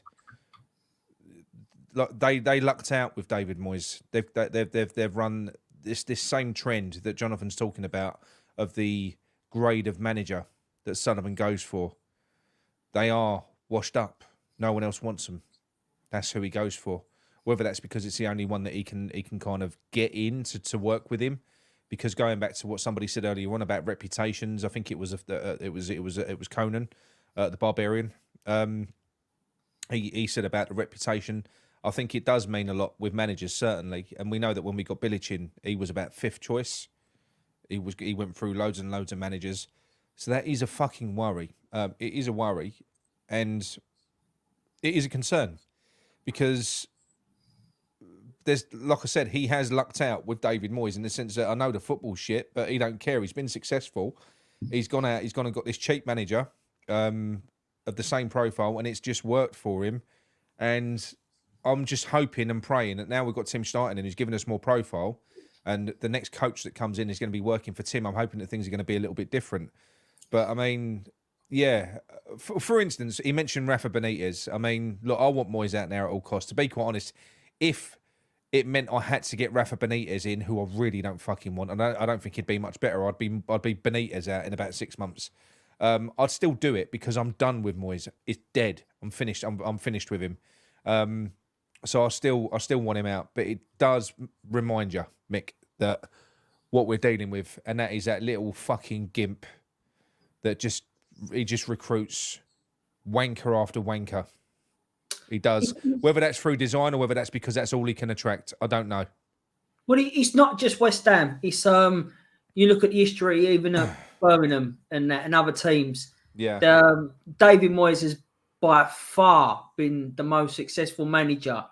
Not just because we won a cup, but even just in terms of results wise. But he's been Sullivan's most successful manager in Sullivan's ownership career in any club.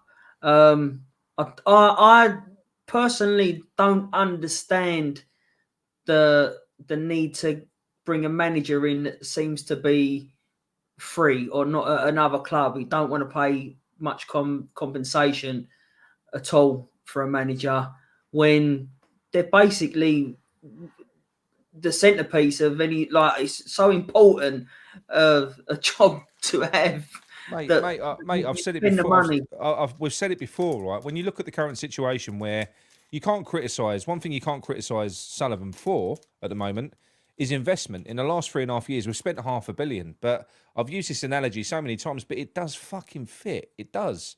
You go out and you buy Michelin. You got a Michelin star restaurant. You're going out and spending a fortune on the restaurant, a fortune on the ingredients, and you've got some wanker from McDonald's in the kitchen. Yeah.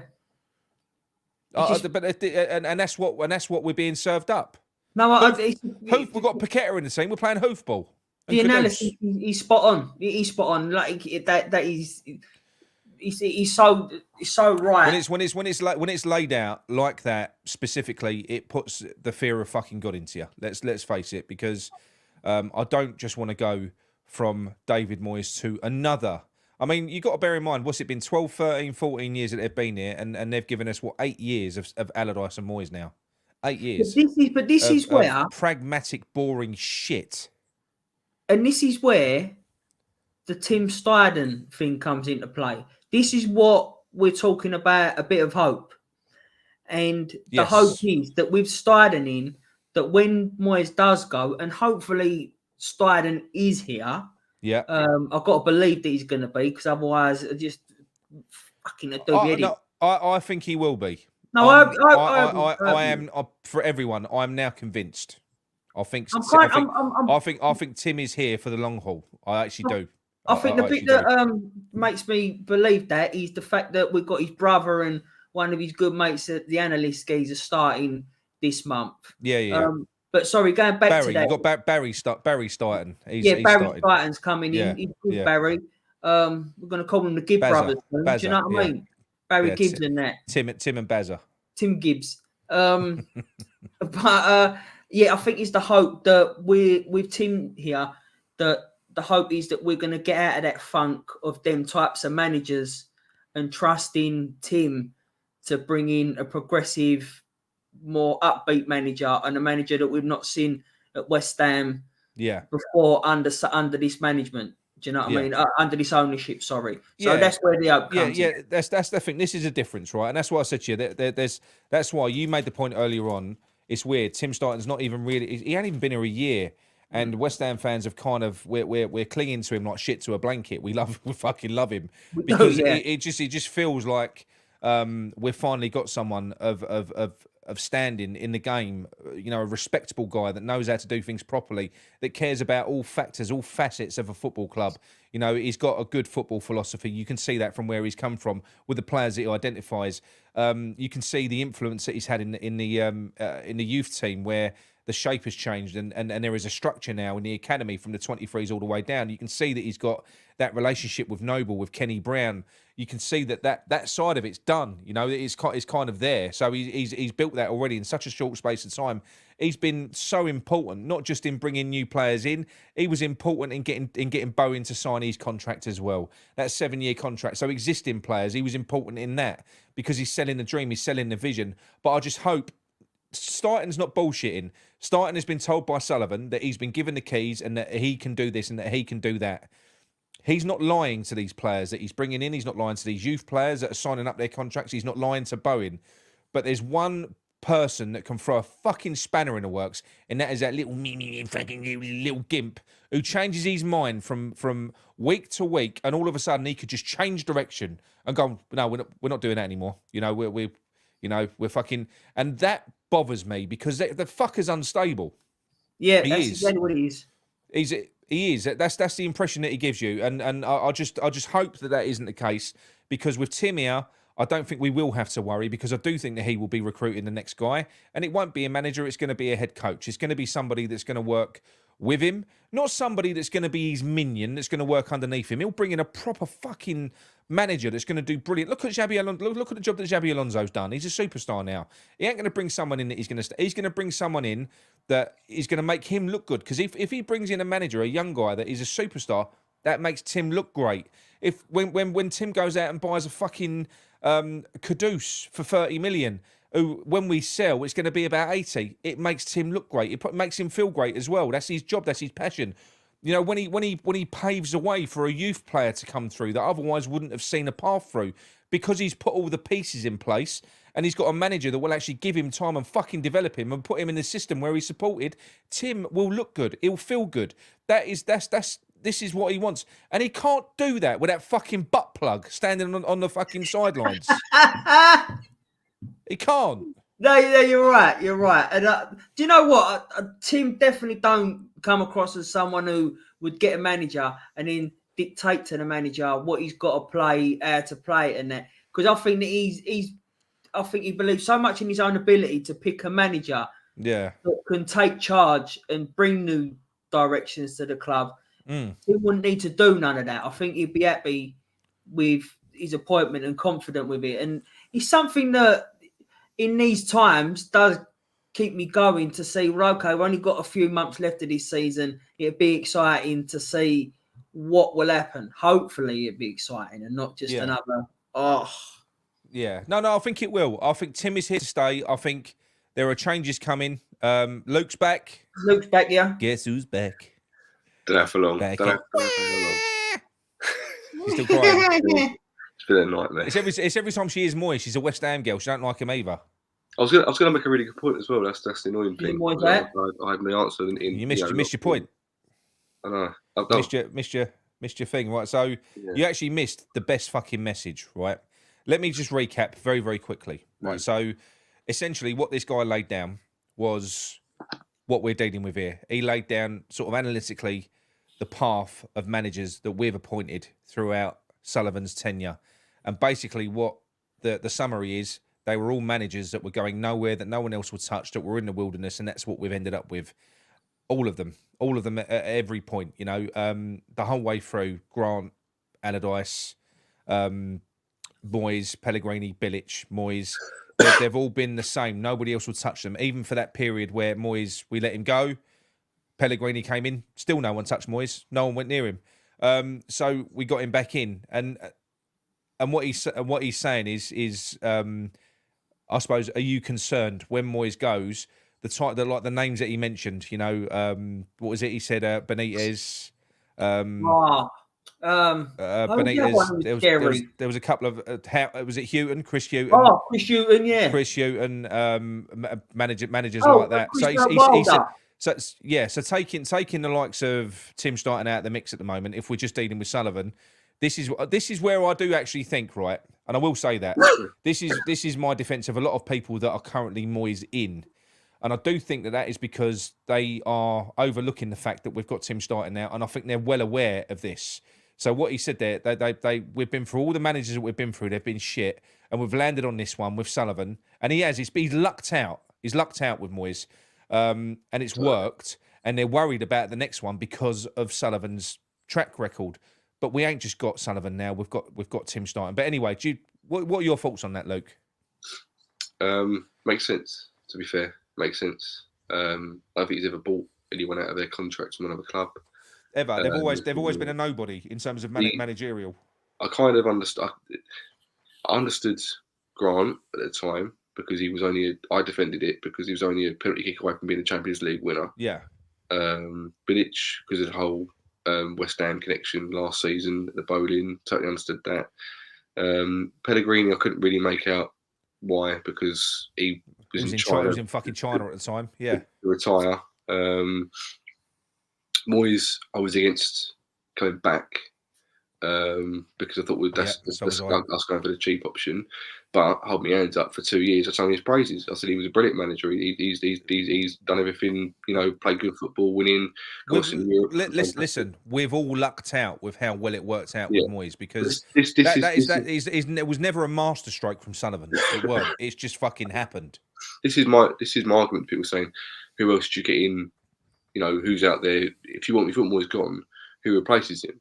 I said, well, I don't really know myself. But what I'm saying is no one knew that Moyes would achieve this with us, if you like. No. So you can counter argue and say, well, anyone could walk in and do the job. So it does worry me a little bit. It would worry me more if Steidten had to come in. Yeah. The only thing that worries me a little bit is that Steidten hasn't had the power to. I honestly think he will have. I think if Steidten stays, then he will have the power to build what he wants to build because I won't go over it all again. I'll just basically say, if you look at the influence that he's already had. So in terms of, we know that he's there with recruitment. You look at what he's done. You know, I do think that this window is as fucking ruthless and as frustrating as it is. I do think it's by design, Luke. I do. I don't think it's by Steidten's design. I think he's just basically working towards Sullivan's. I think he's working towards Sullivan's mandate, because probably I do think there is a bit of a, because I don't think that anyone would want to be bothered with doing this. You know, even he must be thinking, why are we fucking around doing this? Just get rid of him. We'll get someone else in. But these are the hoops that he's going to have to jump through while he's at West Ham. But he knows that the end game is that at some point he's already got the parts in place. He's got his brother working for him in the scouting department. He's got Hans Gruber from Die Hard working for him in the analytical side of things now, sort of heading up that side of things. We know that he's got a really good connection with the youth team, because he's implemented that new system that goes all the way through the youth academy. So all of those pieces he's managed to put in place. You know, he's helped us get players. He's helped us re-sign players in Bowen. So he's such a big, influential character and knows what he wants. I think if he stays, he will be. Then that shows you that he's getting the keys to do what he wants, because he don't have to stay. Steidten don't have to. He ain't David Moyes. He's got a good reputation. He can fuck off and get a job somewhere else. But this was the point I was going to make before I left. Is that and I'll say this. You know, probably not going many people will agree with me on this channel particularly, but I think aside from what are you trying to say, Luke? I'm not going to say too much. I love this channel, but I know there's been people on who've said not horrible things about Moyes, but they've not defended him. But yeah, I say horrible things about Moyes. I just did. I called him a butt plug. There's some in the chat. He just called him a butt plug. Yeah, I thought that was quite nice, to be fair. Yeah, it's tame. But it's one of the nicest things you've ever said about Moyes. I know. It's I reckon he smells like a butt plug. Let's face it. Sorry, there's nothing wrong with that either. It's quite nice that there's a channel where people come on and put their opinion across. And I've been there many times doing the same opinion. But I'm going to play devil's advocate a little bit, as I've done before on this channel. And that I think away from West Ham, his CV's high. I think he wouldn't walk into another top 6 club. I'm not saying that, but I'm saying if you're a team that's maybe thinking that he can do. List the teams that you think would employ Moyes next season. Well, this is looking at the table. I always forget who's in the league. If you, I think Crystal Palace could be there. Palace is one of them. Then you'd have someone like Nottingham Forest. Forest is up there. I'm thinking mainly because he took over us. Shit teams, basically. Yeah, basically, yeah. But because the tagline is "Look what he's done for a club like West Ham." So we get that caveat of we would never achieve this without David Moyes. Fair enough, maybe we wouldn't have. But I do believe that it's all been a big fucking facade. I think for the first 2.5, 3 years, he was carried by fucking Rice. Take Rice out of that team, we don't achieve what we achieved. I think now Rice is gone, we're being carried by Paqueta. That's proven. But that's proven now by the fact we haven't got Paqueta and we've all fallen to pieces. If you've got David Moyes and you ain't got world-class talent in that team, good fucking luck. Look at Sunderland. But in fairness, we had Rice last season, who was in a relegation battle. So but we didn't go down and we won the Europa. And the fact is, if we hadn't have had Rice, we would have gone down. I'm not saying we wouldn't have. I'm not saying that at all. Look, you know as well as I do, when you turn on these before West Ham play, or you put a Sky Sports News, or you watch a build-up show, it's all about how well Moyes has done at West Ham. Yeah. And the rest of the football world cannot understand. Every time you put on Talk Sport or Sky Sports or whatever you name it, they cannot understand why there's some people that don't want David Moyes. But they won't listen to anyone that will say. But the reason for that, right? The reason for that is similar. Let me give you an example. So when you support a team, you watch them, you live it, you watch every minute of it. These pundits don't do that. They snapshot it. So they look at the league table. They look at the highlights on Match of the Day. You know, our highlights are great. We've got great players that score great goals in moments in a game. That's all that they look at. When Bournemouth got rid of Gary O'Neill, we went, what are they fucking doing getting rid of Gary O'Neill? Who do they think they are? What do they want exactly? I'll tell you what they want. They want good football. They want someone who's a bit of a visionary, someone who can actually get the same players, more or less, playing much better football because they're coached. You know, so that's what I mean. It was the same thing with Bournemouth. We all said, what the fuck are they doing getting rid of Gary O'Neill? Yeah, no. Was it the right move?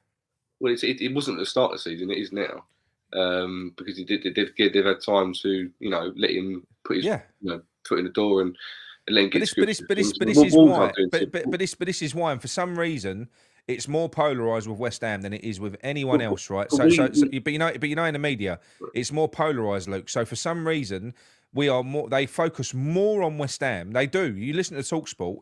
They focus more on bashing West Ham fans and trying to beat us down.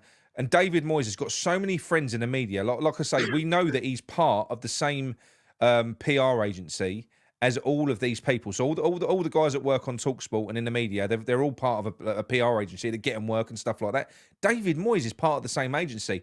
They look after each other. That's what they do. They're all in the same game. You know, that's kind of what they do. People like Rio Ferdinand, who comes out and does what he did with his big fucking cap on, the absolute wanker, who looks into the camera and says, "What do you want? What do you want?" Do you know what? You didn't hear the message earlier on from Luigi, and he said, "Why can't we dream?" He said, "You look at all these teams like Brentford and all and Brighton, who were a few years ago, they were in the Championship or lower." You know, why are they allowed to dream and come up, and now they're sort of going for Europe? Why are we not allowed to dream for more? Why can't we want more?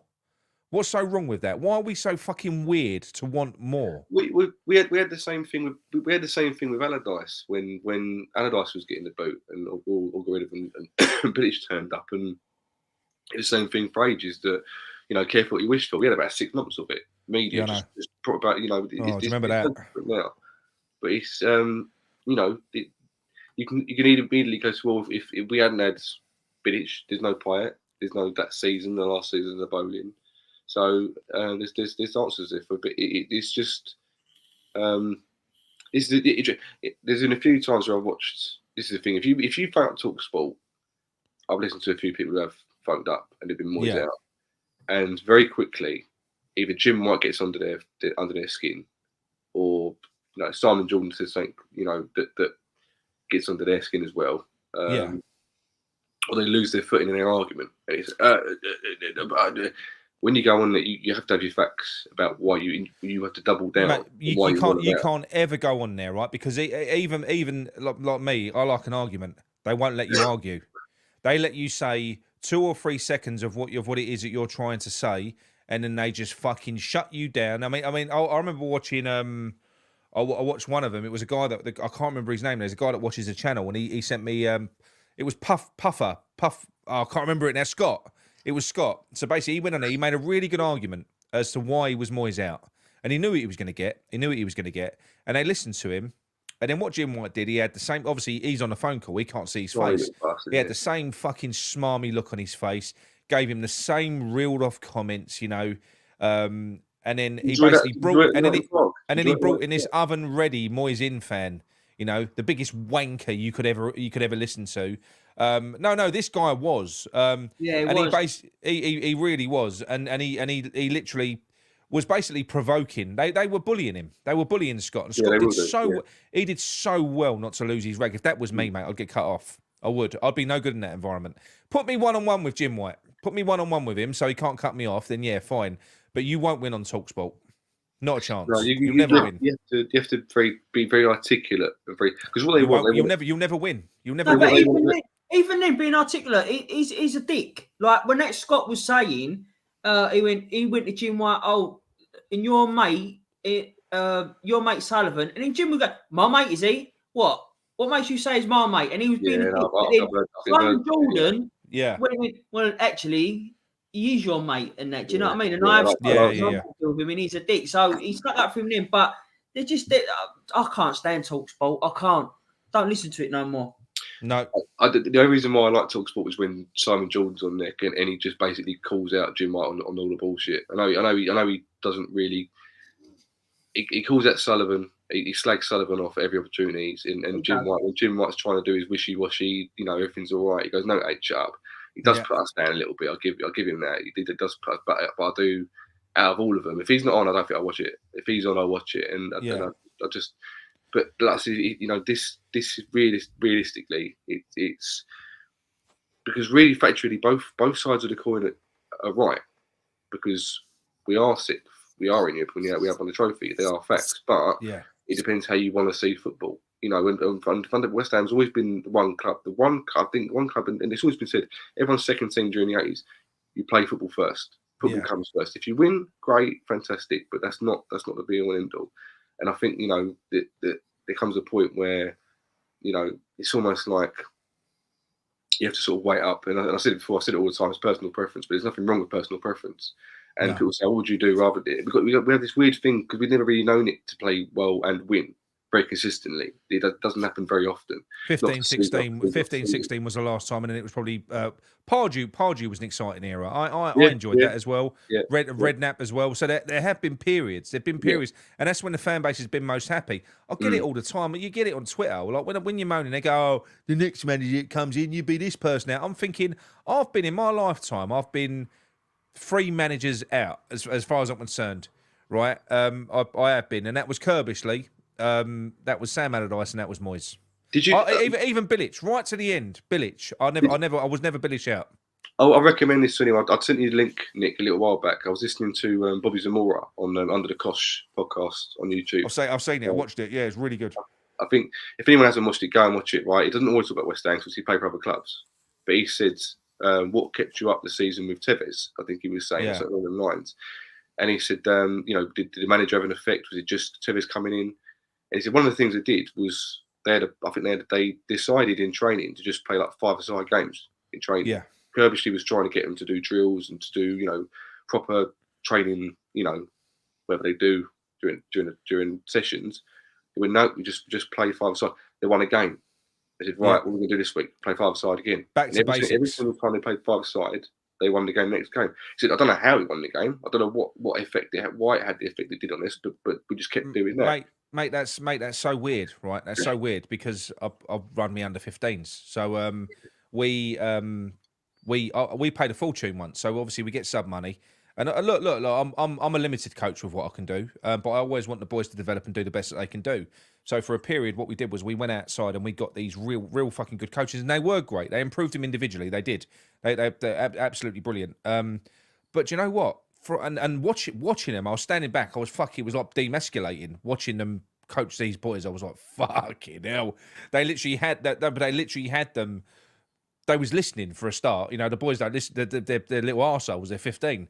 So they was listening and they was focused and they was fucking drilling them and the stuff that they was doing. I was like, wow, we don't lose. We started losing games. And literally what we did was we only ran it for a little while anyway. I ran it for the course because it was really good for him. It was beneficial. But like I said to you, what we did was we went back for about 3 weeks. We just went back to just playing 5-a-sides in training. Started winning again. No drills, no fancy drills, no cones, nothing. 5-a-side football. You know, a ball, get them out there, defending, attacking, playing, and it worked. So it's maybe sometimes the basics works. I don't know. A lot of them said I highly recommend it. If anyone's got an hour or a couple of hours, don't you fucking swear, Doghouse. I don't play the low block. We don't play the low block. We play beautiful football. Yeah, look at his next comment. Look at that. With a tall bloke in the middle. Go on, Luke. Sorry. No, just to recommend it if anyone goes on. I love listening to all these stories because you hear so many things. It's like, you know, the Redknapp era. So I think West Ham Network, we've done an interview with McAvenny years back now. We've done loads of it. The numbers are crap actually. I don't think YouTube really likes all the old. They prefer the football now.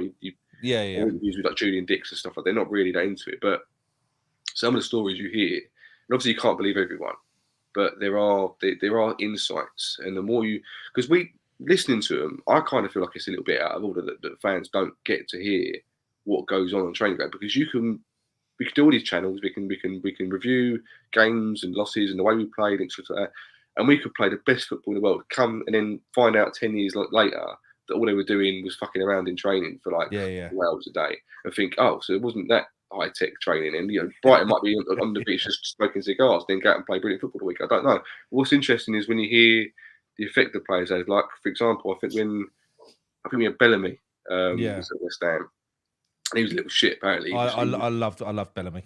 I love Bellamy as well. But apparently they used to, a few times they had good academy kids come in with West Ham. They brought them into the training grounds just to train with the senior players. Yeah. And out of all of them, Bellamy was the one that used to give them shit in the training sessions.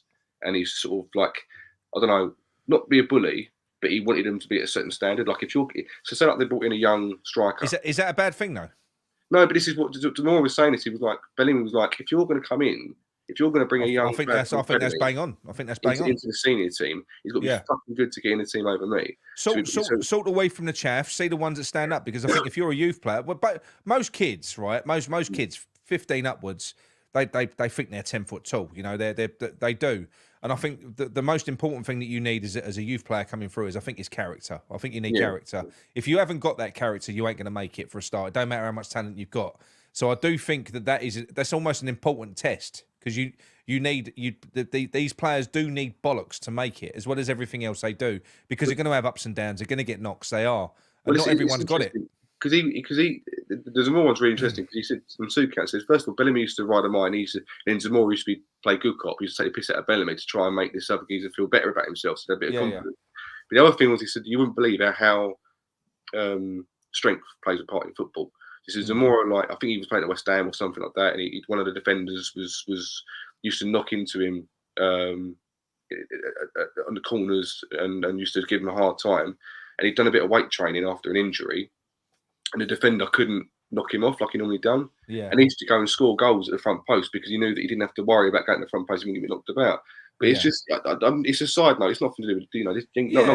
But they're really interesting insights into what goes on at the back and behind closed doors. They are interesting. One of the most interesting ones that I heard, if you ain't seen it, it's a Mark Wald one that it was up on the Ironclast, right? The Mark Wald one was brilliant, right? That was when they brought in Julian Dix, and Mark Wald was already there, and they brought in Julian Dix, and Julian Dix basically tried to kill him in the first training session. He did.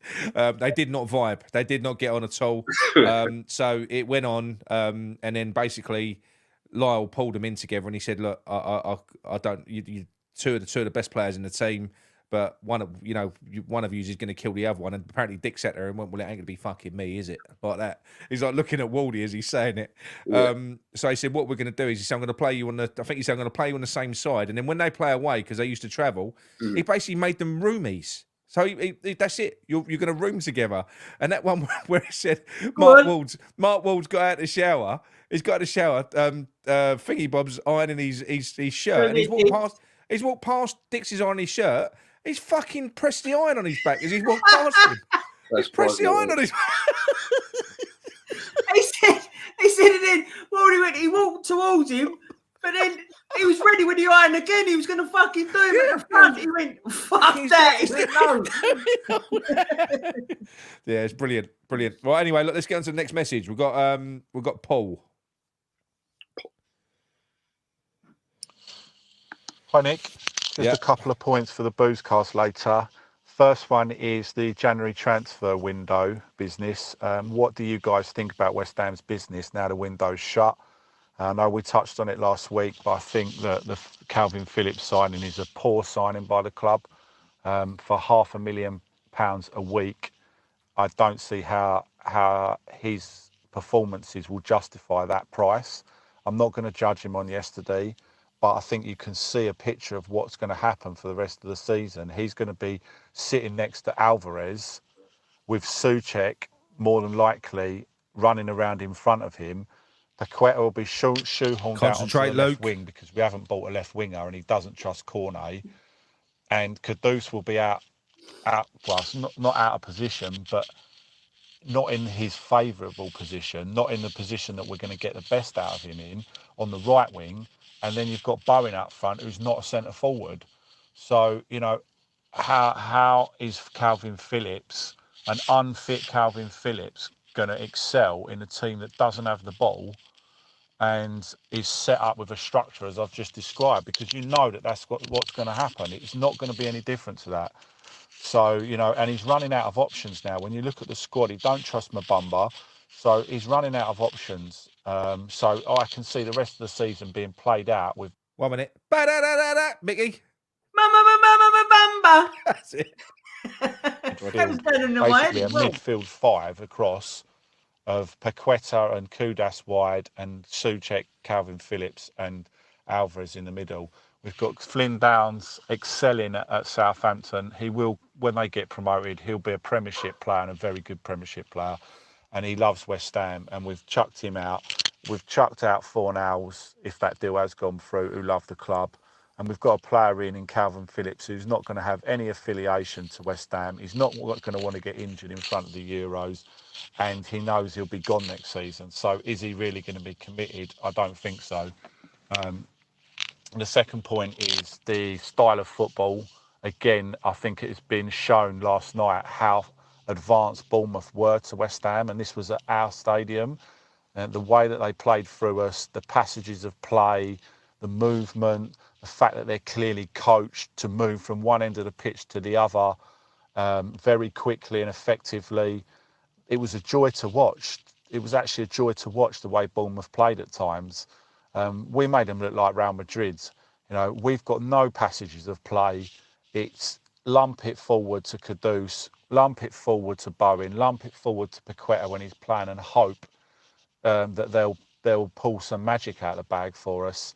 The fact that the crowd booed again at the final whistle, it wasn't to do with the result. It was to do with the performance. And I just don't know how long the board can put up with this. You know, if Steidten leaves, I feel that they will give Moyes a new contract, and we potentially be going into next season with more of the same.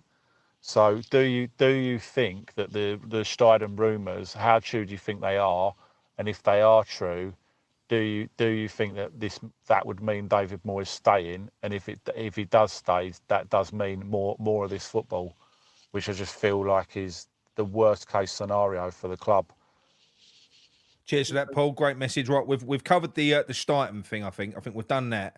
So let's go on to Calvin Phillips, Luke. What are your thoughts on that signing? I was concentrating, by the way. It's me being paranoid about David Moyes. I'm any second now waiting for it to start crying and to be going in. Like I said earlier, it's I don't mind Calvin Phillips signing, providing he's one of a number of signings being brought in. Chasing him for 5 years, or 5 windows, whatever you want to call it. On his day, he's a fantastic player. I don't think he was the most needed signing for us. But then again, when there's 2 times that Alvarez hasn't played, we've missed him. So as long as we get in a player that can cover him, but then Phillips, in my opinion, is kind of like a bigger name to be a cover. He's too big to come in and be a cover. He wouldn't. At City, he's cover. At West Ham, he's probably looked at as someone who's he's on big wages or whatever. He's got to play. He's got to play. Yeah, I agree with you, Luke. I don't. So I don't mind him signing at all. Providing he's not the only one signed. But he's the only problem is, sorry, Luke, sorry to interrupt you, but the only problem is it's a 4-month loan. What I mean by that is, by the end of his loan, if he played every game, by the end of his loan, that's when he'll be up to speed. We won't see the best of Phillips, I believe. Not in that short. This is the interesting thing. This is where management comes into it, right? I totally agree with what you're saying. But if you're Moyes, you've got to say to him, look, you're only match sharp, but you are going to play.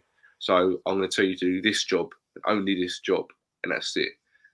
So if he says, right, if you just sit in front of the back 4 and just do the Alvarez role, if you say, like, nick the ball, pass it out. Nick the ball, pass it away. Do simple stuff.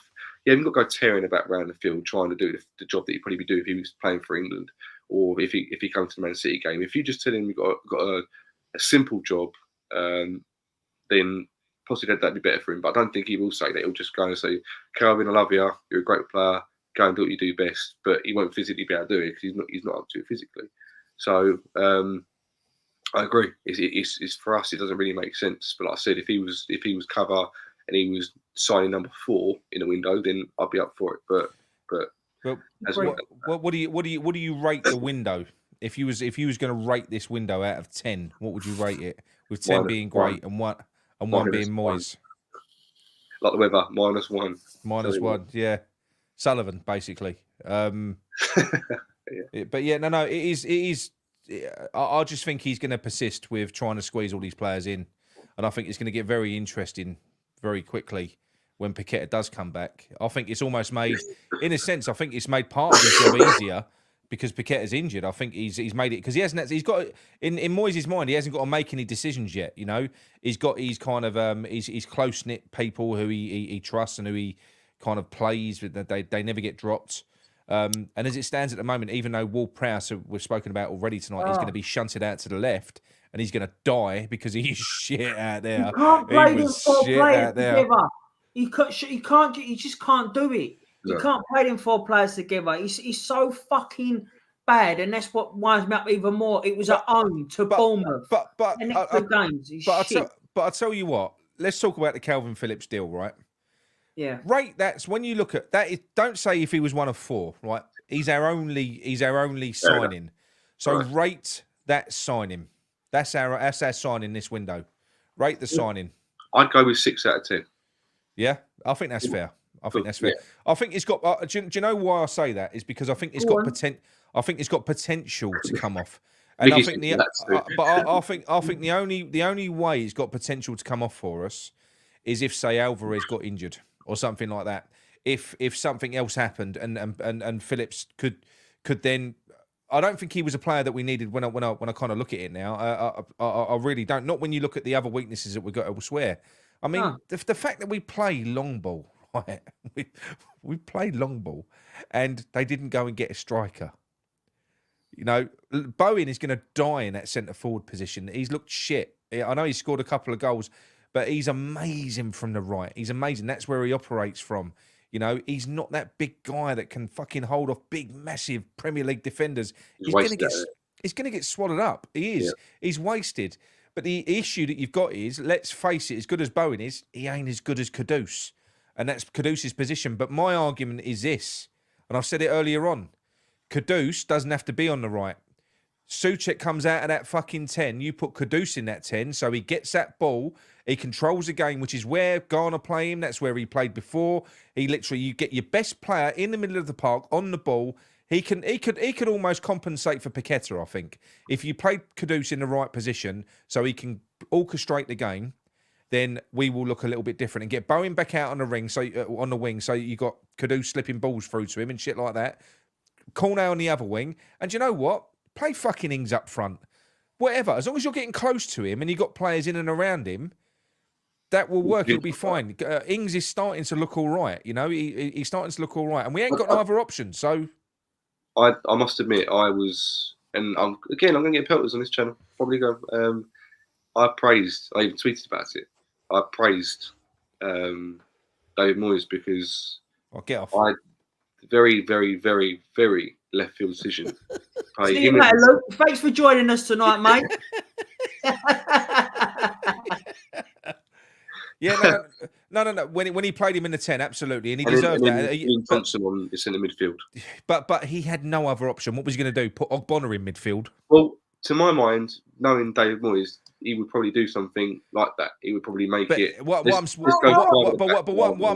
saying is, in that situation, they were the right decisions, and Ings did play well, and Johnson did play well.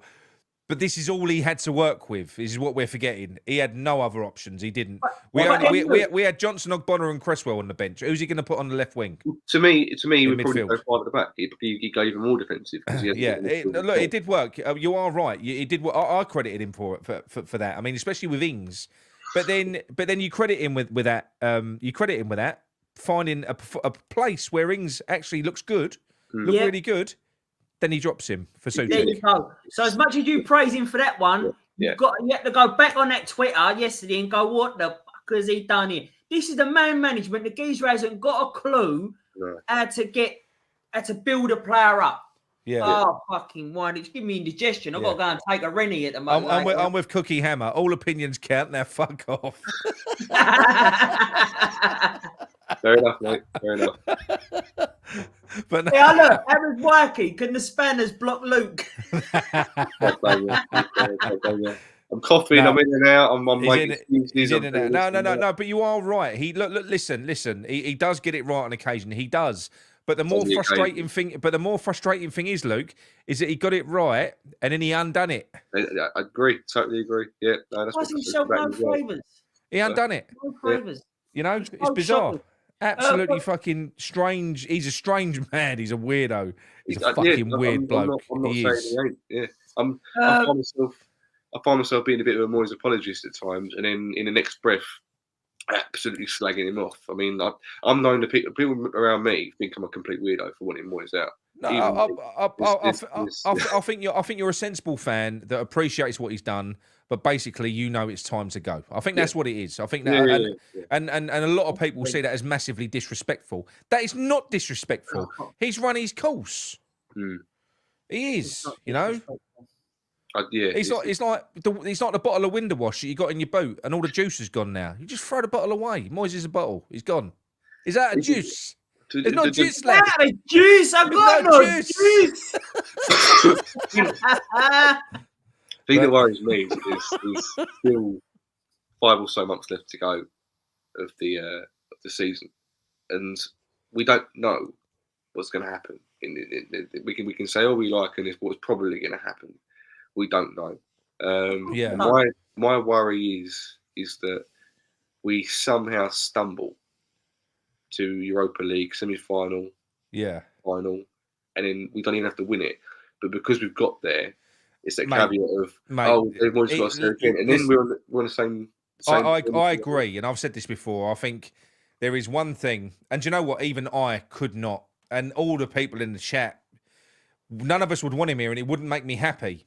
But if he won us this European trophy, then I wouldn't be able to argue against him getting a new contract because you physically couldn't. Saying the same thing. Because as well. Yes, no, you physically couldn't. Even though I wouldn't be happy with it, I'd be like, fuck.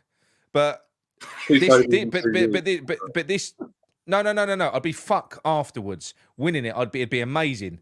But the thing is, this is a proper competition. Proper competition. There is so many good teams in this. It ain't like we're not playing fucking plumbers from Larnaca in this one. There's proper but there's proper teams in this now going through. We're going to have to beat good teams the whole way through now. Hopefully you get a bit of luck. Hopefully Leverkusen and Liverpool get drawn against each other.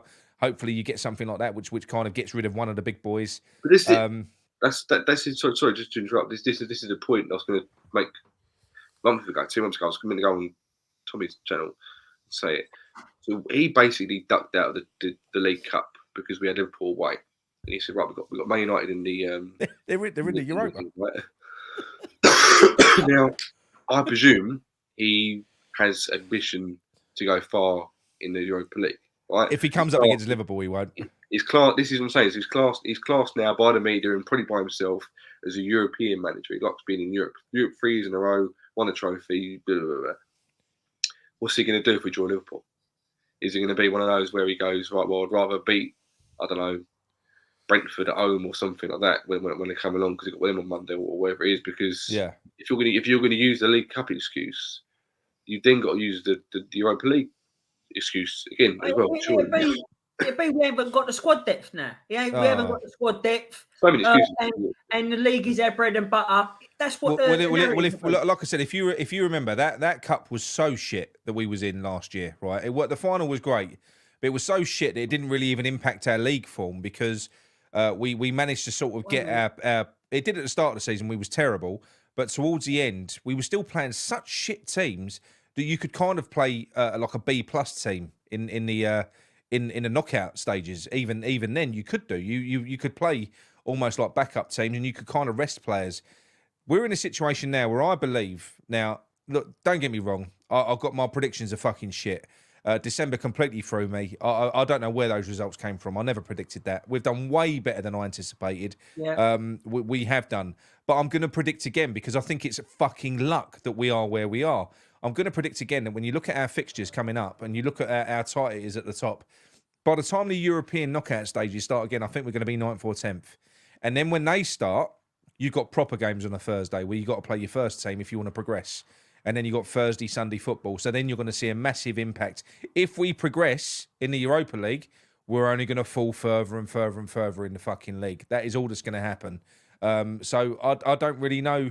I don't really know where it's going this season. I think it's absolutely bizarre. But do you know what? Do I think it would have been any different if we'd have bought some more players in? Probably not. we got to. I made the point yesterday. It was a great joke, so I'm going to say it again. There's so many players that you could bring in that look great for other teams, but then you go, I want that player because they're playing for a fucking progressive team and they look great. You put him in our team, they look shit. Dominic Solanke has looked rubbish for ages. Now all of a sudden he looks good. And I said, you could go and buy this Dominic Solanke and he would look like Dominic Sowanke up front for us. It's a great joke, so I'm going to use it again. But he would. He'd look like Sowanke. He wouldn't know what's going on. He'd be like, what's going on here? What's going on here? I ain't getting the ball. I'm up here on my own scratching my arse. What's going down? He'd be saying. West Ham. That's what I'd say. But no. Anyway, look, let's go on to the next message. This is from Neil from Stevenage. We're getting through them. We're almost there, people. Hi guys, got a quick message question for you for tonight's show. If Steidten was to leave West Ham and say go to Liverpool, is that the end of the director of football experiment? Would Sullivan go back to how it was before, or do you think they'd actually go out and try and get in another director of football? Anyway, enjoy your show. Best of luck. Thanks. Bye. Cheers, Neil. That's a really good point. So let's just ponder on the fact that Tim Steidten does go. I don't believe he's going to, but let's say it does happen. He disappears. Is that going to be the end of the director of football thing, Luke, or do you reckon they'll go out and try and find another one? Within space of 2 seconds, I went, yes, it is the end of the experiment. And then I realised, well, why did we get started in the first place? And I believe it was Noble, wasn't it? Noble suggested getting a director of football. I don't know about that. I think that's I don't believe so, mate. I think there's something else at play here. There's something else at play. Don't forget about the conspiracy that we're going to talk about at the end. Is it Krasinski getting in Steidten? Was it? I think he's at the club. Krasinski. Yeah. Because I can't remember why he came in the first place. But Krasinski knows Steidten because Steidten bought Hlozek from Prague. Right. So he would have negotiated with him with that deal. So I think for us, with Sullivan as the owner, probably would be the end of the experiment, because I thought January's throwing me off because we brought no one in. That's what's throwing me off. That's what's giving me this little bit of a thing of maybe he's not got the influence. Where's Micky gone? He ain't at the post office now. I'm going to fucking dock his pay. I'm going to time him. How long's he gone for? Right, go on. How many times has he gone off? I'm only joking. I've been off once. That's my record. Half an hour I think I've done now.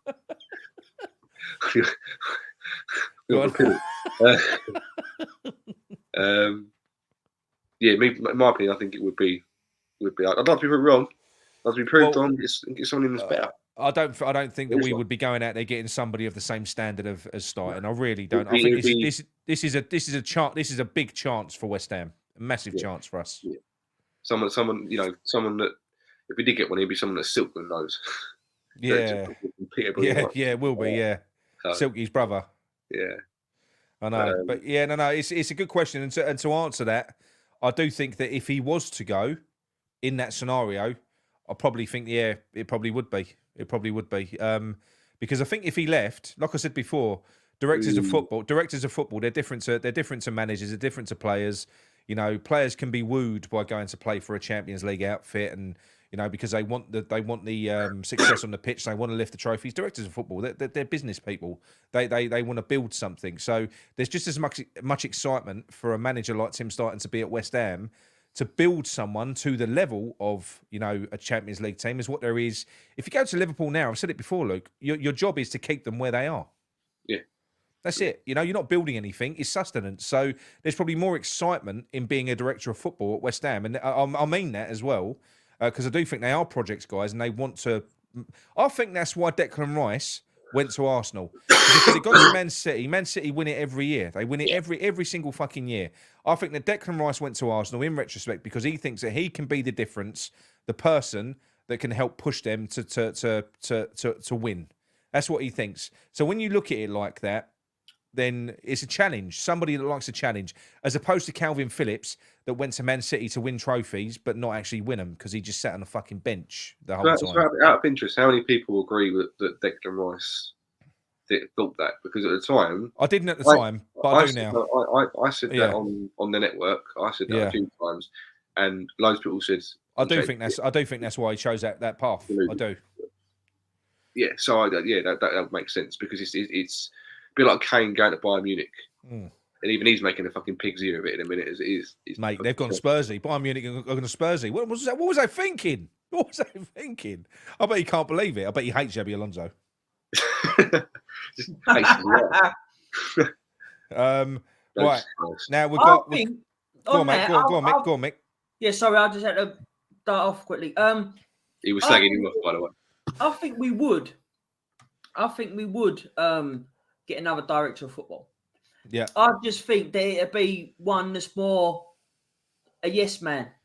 I think it'd just be for show. It's not a director of football then, is it? No, but it would be a director of football, but not as we would want it. It'd look good on Sullivan, if you like. Oh, we've got a director of football, but behind it, we're still he's still controlling everything.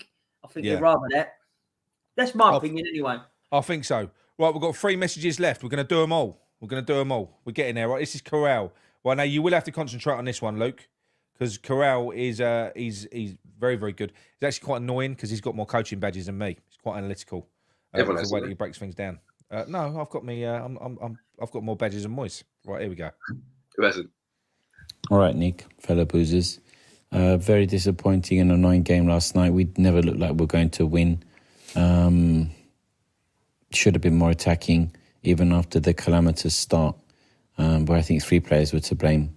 Zuma, Phillips, and to an extent, Areola for being slow to not follow the passage of play. The setup was wrong. Why have that many defensive midfielders all clumped in together? You've got no creativity. Souček's a passenger, as always, doesn't take him off. Zuma can't walk, never mind run. He's a liability whenever he gets it. Mavropanos is not that much different. Johnson was looking wobbly in the last 10, 15 minutes. He got a knock and he was limping, and Moyes still didn't, shuffle it about and put Mavropanos there and put Ogbonna on or Alvarez into the middle. If it were me, I would have started with a different setup entirely, or even, if you watch the game, then you can see that things are not working out. Take Souček off, take Zuma off, put Alvarez into centre midfield, have Phillips and Ward-Prowse there in the middle, bring on Cornet and Ings, and leave Kudus and Bowen to play where they're best out wide. Cornet could have been the 10, and those 3 could have interchanged. They man-marked Kudus for about 60 minutes until the equaliser, and then they kind of backed off him a bit. But every time they spread the ball out, they looked like they were going to score. I thought Emerson was awful, played one of his worst games in ages, but the team just doesn't look motivated. They don't see what's at stake. They don't realise, because I don't think it's being instilled in them from the manager, and they've got to take responsibility as well. But if your manager's coming out after the game and saying, I would have been thrilled if we nicked it at the end, nicked it. He never goes to win a game from the beginning. He's always hoping to snatch it. That's going to filter through to the players. They're going to realise that their manager's got no belief or confidence in them, and that a win is just a byproduct of, last minute effort. It's not something that is gained over the course of a match. And that just stinks to me. It doesn't bode well whatsoever. Ings should have started, I think, given his effort in the last game. He should have been given a start again. I think he's one of these confidence players, especially with the barren period that he's had. I think it would have done him wonders. I would have started with 4-2 in the middle, 2 out wide in Kudus and Bowen, and Ings and Mubama. Phillips and Alvarez would have been more than enough cover to start. Yeah, and then if you see, toward the last 30 minutes that Phillips is looking tired, which is normal, then you can bring on Ward-Prowse then. But, to go out with this defensive start from the kickoff was wrong, and it's another 2 points dropped. All the best. Cheers, Corral. Really good call as always. And look, he's made a new suggestion there as well. And this is the thing with the players that we've got. There's so many different things that we could do that you could try. But David Moyes refuses to. He keeps the same shape, the same system. He just decided to squeeze all of his favourites in and play square pegs in round holes. And I never thought of that. But giving Cornet a run in that 10 behind the strikers with Kudus and Bowen in the wide positions as well. So going playing that sort of that sort of formation, I think it could work. I think it could work well, to be quite honest. And I've been saying before as well, like if you haven't got these players, you've got Mabama, I think would benefit playing with someone else. I think but Mabama's looked best when Ings has come on in games before, and Ings needs someone else with him as well. So there's so many different fucking things that you could do with this group of players. It is frustrating, Luke, isn't it? It is frustrating. It's to try something different. He said there that listening. He said there that the players aren't getting enthusiasm from the coaching. Antonio said it on that podcast, Phil Fellas, about 2 years ago or a year ago, whatever it was. He said, he always tries to win it in the last 10 minutes. He said it. The media should have been all over that. The media, TalkSport should have been listening to that and gone and clipped it and done what they've been doing for everything else, for praising Moyes. That goes against him all the way. I think it was actually quite, again, the commentators pointed out yesterday that I don't think Emerson played poorly, but he didn't have one of his best games because he hasn't got the link-up player there for him. So when he's going forwards, if he was carrying on his run down the wing, Paqueta would be there to help him out, just to link up with him. But he kept having to come inside to try and create something, to try and make something happen. And the commentator said it, he's missing Paqueta tonight because he ain't there for him to help him link up the play. But yeah, it's got to the point. It's past the point of where you're surprised of the shortcomings of Moyes' management. So it's no surprise to me that it's interesting because Cabral's got qualifications. If people in the stands with, and I'm not judging here, but I'm going to say the bare minimum of coaching quality for what the professional game would look at someone like yourself and Cabral. If you guys can see it, you've got your badges, you coach teams, you know what you're talking about. If you can see that it can be better, and Moyes can't, a bloke who's managed 1,000 games in a professional game can't see what's blatantly obvious. But even taking it down to a less technical level, though, Luke, like look at it. Just say look at the glaringly obvious thing that people from experts, nobody would argue against it, all the way through to people that don't even really understand the game. Everyone unanimously can see Souček is a bit of a fucking problem in this system that we've got at the moment because everyone's got he's the one that's got to come out. So even taking it down to a basic level like that, we're basically we're carrying a player. Toxic element. It's a toxic element, and even that alone, and it's so frustrating. And the mentality thing that he's talking about there as well. I think go back to the cup against Liverpool, right? Now, just say, for instance, we must have been prepared for that game, and it must have been a case. It must have been all the players in that squad will have known, even if that wasn't what David Moyes will have said to him. Look, we ain't going to beat him. Even though that was what he said with his lineup and the way that we played, we ain't going to beat him. There's no point trying. That's going to be embedded and ingrained in them. And if we do go and face them, like you said in the Europa League, what, he's just all of a sudden going to be expected to switch it when we're not playing Liverpool's B team, we're playing their fucking A team. And you've got you need, and this is the thing, it's one game of football, right? Anyone can win. We've seen it before. It doesn't matter who you're playing, providing everyone is on board and everyone's fucking galvanised. And it's 11 versus 11. Anyone can win. You get a bit of luck. You don't know what's going to happen. But that mentality thing is key. And one of the things that I picked up most from that game against Bournemouth was exactly what he said there. They looked completely and utterly. They looked like the fans felt. They looked bored. They looked deflated. They looked like they didn't know what they was doing. They looked unbalanced. It just looked shit. We looked like we hadn't played in about however long we hadn't played in. We looked like there was we looked like we'd been on the piss for like 2 weeks and we were just off it completely.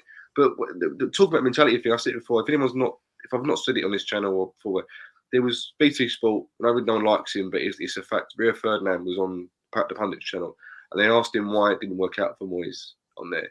It's like they don't like slagging managers off particularly, but he kind of went, look, there's one thing that I can say that did go against him a little bit was that we playing Chelsea, and the next Man United game was Chelsea, and we've gone from Ferguson telling us that we're this great players, man management, we've won trophies, we're winners, getting that mentality into us. But Moyes decided to spend a whole week, or at least one day, telling us how good Eden Hazard was and how we've got to try and stop him playing, otherwise we can't win the game. basically. Yeah, and this is a thing. I think this is what Deck was referring to when Deck went to Arsenal, right?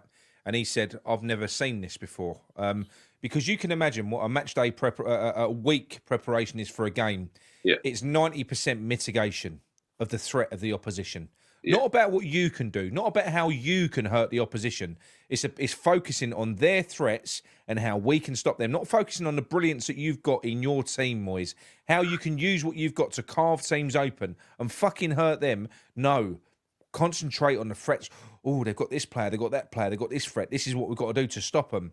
And it's all about that. Going back to you saying earlier on, his aim is to win games. Of course his aim is to win games, but his method of winning games is to kill a game of football and then try and get a smash and grab. His ideal way of winning a game is to kill the game of football, stop it being played, stop it at his 18-yard box, just dead, and then go down the other end, get a fucking corner, James Ward-Prowse to Souček, 91st minute win. That is his fucking wet dream win. Wet dream. That's his ideal way of playing. And it's shit. It is. But it ain't working anyway. It ain't working anyway. We've seen that so many times. Like the Ward-Prowse's set pieces, they're not as good. We don't attack the set pieces like we used to. It just ain't working. And it's like what Corral said, and he give like a different option of a formation and players. Yeah. But the difference is that everyone can like do a different team that would be better than that one. How can you play 4 centre CDMs at home to Bournemouth and drop players that was just starting to get a bit of confidence? It makes no fucking sense. It's actually a wind up, and the more I think about it, just winding me up, as done all the last 2 days. It's just a piss take. It actually is, mate. It genuinely is. And going back to what Amanda says there, this has been our worry all year, isn't it? Because it's a good point. Because you talk about his team talk. Now, we all know that match day preparation, if you see it, if you ever look at the behind the scenes stuff, Noble goes in the changing room before a game. You've even got Tim Steidten who's making an appearance. He talks to Moyes. There's lots of people involved in the build-up to a game before the game kicks off. Yeah. There are. Then you've got half-time. How many goals have we conceded in that first 15 minutes? How many times have we come out looking fucking asleep? What does he do at half-time? We could be winning. We could be losing. We come out the same every time. I know you asked him a question and he struggled for an answer. I mean, I said jokingly on the WhatsApp group, and I said, half-time, I went, don't worry, lads. We know that we come out in the second half, we always come out strong with a fucking laughing face because we never do. I was expecting the worst. I was expecting to play worse. Didn't work out like that, but you got no confidence of coming out in that second half. No fucking guts, no glory, right? He's panicked. If you're 1-0 down, the last thing I think Antonio said that in that podcast that you're talking about. He said, when you're 1-0 down, the last thing you want to do is go 2-0 down. So you got to keep doing the same thing. You keep doing the same thing and then go for it in the last 10 minutes. That's what Antonio said, wasn't it? Yeah. So his mentality never changes. And With that, sorry. Go on, mate. Go on. But the problem with that interview is that the Scamacca bit got clipped, and that's what everyone ran with. If you listen to what he actually says throughout it, and little people says he doesn't paint himself in glory. Don't be wrong. I'm not praising him. Mate, he told the truth. My problem with that podcast was its timing of the release, which was before the final. That was bad. Don't get me wrong. Any other time of the year, I'd have been fucking rubbing my hands together with that one because it was juicy. It was juicy. He gave so much insight into everything. But because of the timing, I was like, mate, what are you doing? We've got a fucking final coming up. Why are you doing that? It was the truth, and it's what he said that he was echoing what we was saying. But as you said, it was the timing of it. Yeah. Why would you fucking say that at the time that it was? Apparently, these are pre-records. Yeah, and he was never ever told that he never agreed for it to be released before the final. He didn't. Because this is another point he was saying about these interviews because they don't hold back. A lot of these. Some of them do. Some of them go, I can't say too much. In fact, when James Collins is interviewed, he doesn't say anything. He doesn't remember half the things. He's not juicy at all. But sometimes you see some of these interviews and they just go off and where they go on tangent. They get into it. They start spilling more and more and more. And I still can't really believe because I'm going to say this now. I could see Antonio retiring into the season, going to the media, because since the interview, which I thought was quite interesting for a player who's still playing, to go and do that interview where he's basically like criticising a teammate of his who was still on his team at the time, even because he didn't leave till after the pre-season. The thing is, I think it depends. I think it depends how you read that, because I praised him at the time. I said it's very honesty from him. But I never saw that as criticism of Scamacca. No, I basically, I think he acknowledges that he's a bit of a different beast, Antonio. You know, he does. He is that player. He's a one-man wrecking machine. When he's in what everyone likes to call beast mode, he's battering defenders about. He's jumping up, winning flick-ons, going and running onto his own fucking flick-ons, making bad passes good. You know, just creating absolute chaos. Right. That is a very, very particular job that is only suited to a weird fucking freak physical skill set that he's got, and his physical stature is part of his skill set, and he is unorthodox, and he's far better as a player than people give him credit for. He really is. He's a very good player. On his day, on his day he is, and he's done a job, and he's another one that's carried Moyes in that system. Without as important as Deck's been in that period, Antonio's been so key to Moyes getting any success, because even when Antonio ain't scoring, he's fucking creating chaos and making space so that people like Bowen and other players can nip in and score. He batters people. I know he ain't the same player now. I know he's not, because unfortunately, a player that relies so much on his physical attributes, as you get older, they're going to drop off a little bit, and I think that's what's happened with him. It's another reason why when Moyes was on that CEO podcast, he admitted that he didn't want Alvarez to come in, because basically Antonio was playing really well. It was one of his best mates, one of his favourite players. Now that should have been taken apart by the media as well. That should have been gone, well, you know, would you have any other manager who's in the position he's in, trying to get West Ham, or apparently trying to get West Ham into a good point? That's not acceptable from any manager to say that. You need competition in your team. You need to be bringing better players in all the time, no matter how good they are. I mean, Antonio, right, for a start. I mean, I've always felt sorry for him, because people say, oh, you know, he don't score, he don't do this. I know he can be a bit clumsy and he can fucking miss chances. But you know who's missed the most chances by far in the league this year? Haaland. He's missed the most chances, right? In fact, against us, he missed an open goal. This was at our place. He missed 3 fucking chances. Antonio misses 1 chance in the game. He's shit. If you was to put, he jokingly said that if he was at Man City, he'd score 20 goals. I guarantee you, if he was fit and he played for Man City for fucking 38 games, he'd score 30 goals. I don't think he was joking. I think he backs himself. I think he would. You get chance after chance after chance after chance. You just keep getting fed.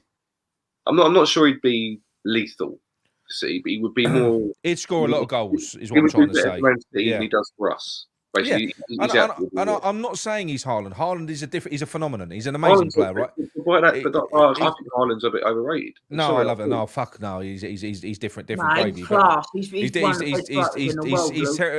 know, when you talk about players that you see live, right? I always go back to, there's a couple of players that I remember seeing, and one of them was Drogba. I watched him live, and I was like, fuck, playing against him. The geezer was a fucking nightmare. Like, he was battering defenders. Right. You know, the one time they touch him, he goes down crumpled in a heap, and you're thinking, mate, you're massive. There's no way you should have gone down for that.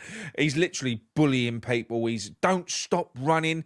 The other one was Suarez, because Suarez is just this incessant running.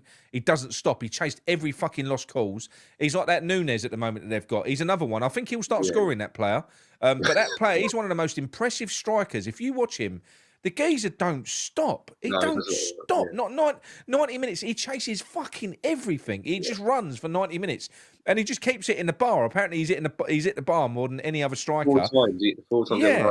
But Haaland is another one. I've seen him when he and you literally watch him and you go, mate, seriously, he's fucking terrifying. I'm not saying he's terrifying. My point is that if you're a top striker, you got to finish your chances. Like, if you keep missing, he does. He scored about 800 goals in about 4 years. But he could have got more. I know he could have got more. But what you have to bear, but again, I think like with Haaland, I think you've also got to say the same with Antonio. I think a lot of Haaland's chances come because of his movement and because of his endeavour, because of him.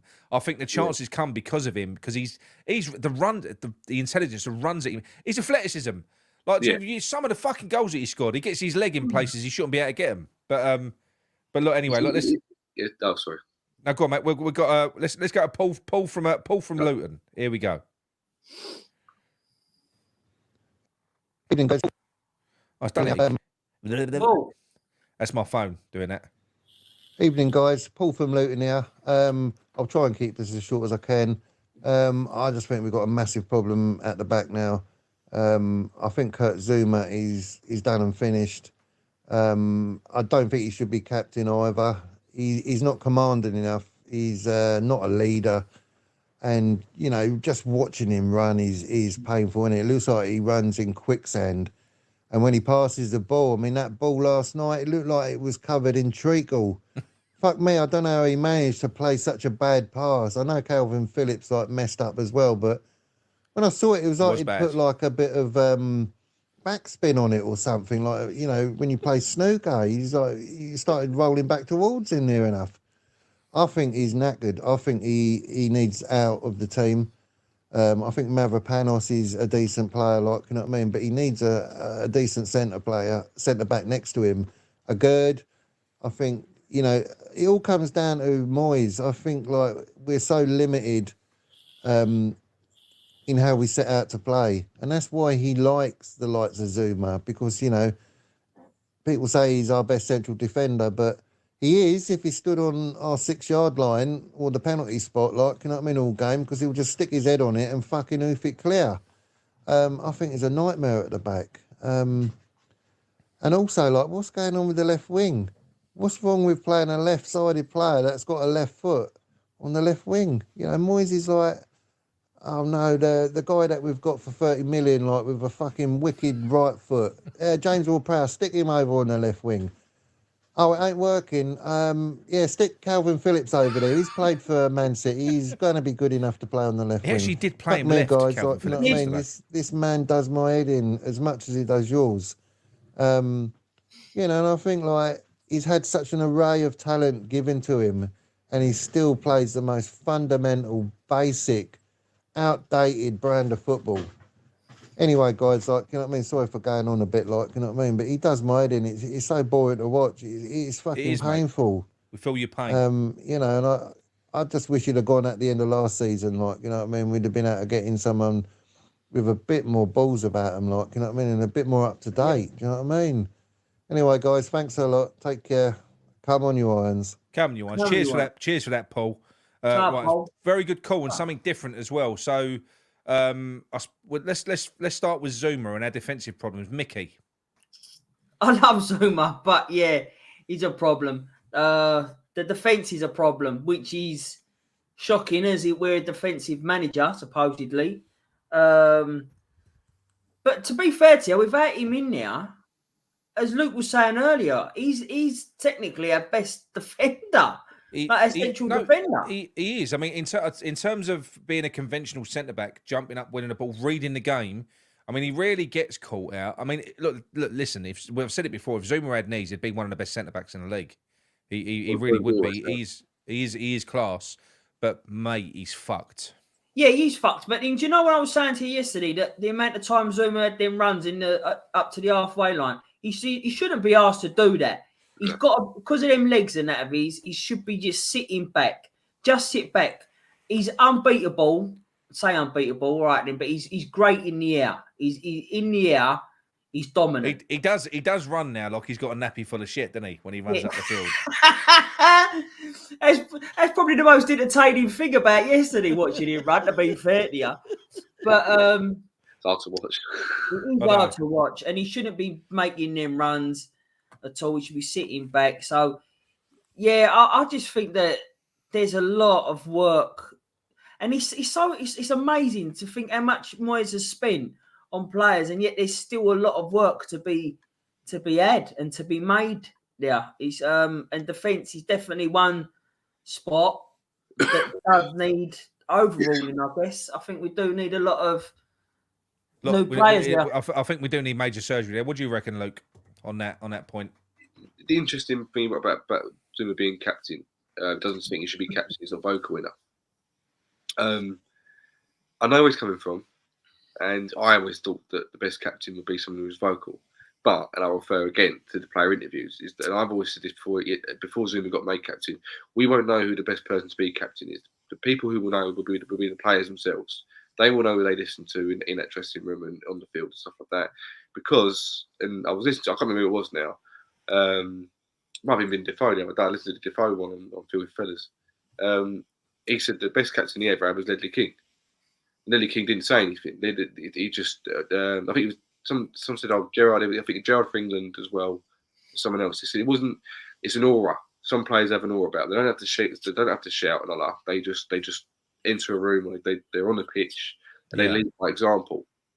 Some players, I think when Bellamy was said he was captain, didn't shut up.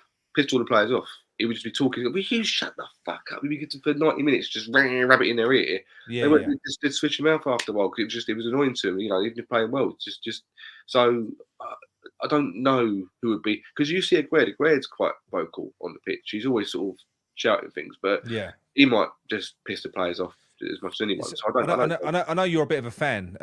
Amanda says Ogbonna at the moment. He looks better, and he has done it. And when you because what do we say Ogbonna's problem is? His problem is his mobility, isn't it? Yeah. Zuma's got the same problem, mate. I think Ogbonna looks better when we're proper low blocking. I know it's a swear word on this channel, but when we're back to the walls and, you know, Arsenal way, Liverpool, you know, whatever you want to call it, when we're properly defending and doing it stoutly, he's a good option to have. He's not a good option to have if we're trying to push forward a little bit and leaving ourselves go open in the back. For last night, he'd have been cooked. Last night, Solanke. I can't disagree. Yeah. But when you're back to the walls and they're chucking balls in the box, all you've got to do is head it out or get your foot on it. He's perfect, and he's shown that. He did have a great game. What was the game that he had just recently where he made us all fucking proud? I can't think what game it was now. Was it Arsenal? Arsenal away. That's the thing.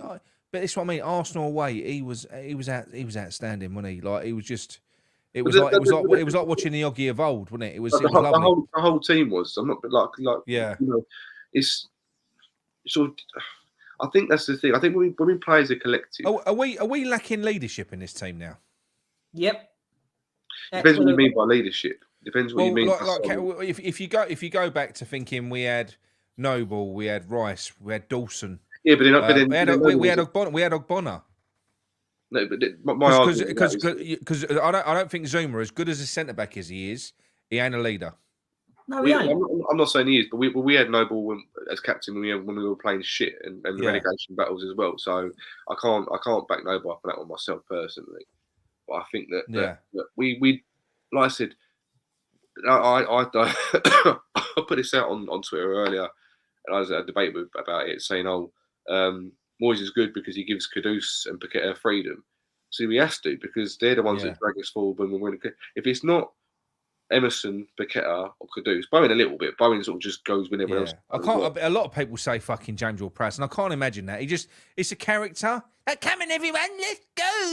I just can't imagine it. Fucking, he's quinoa, doesn't he? Can't imagine him sort of getting everyone up.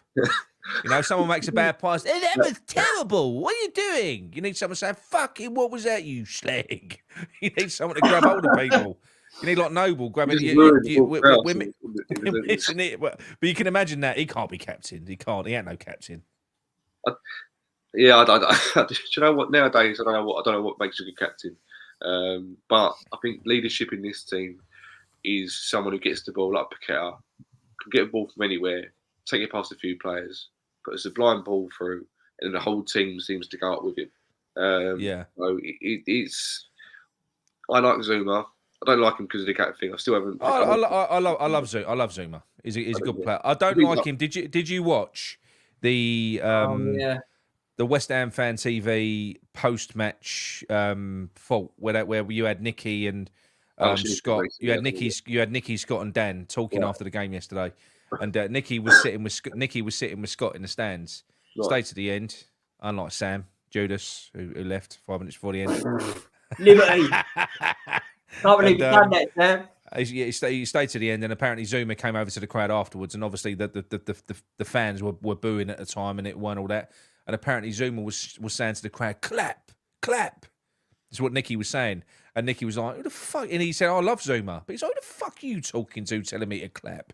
He told him to fuck off, didn't he? He told him to fuck off. And apparently he was quite aggressive. He was like, no, clap, clap.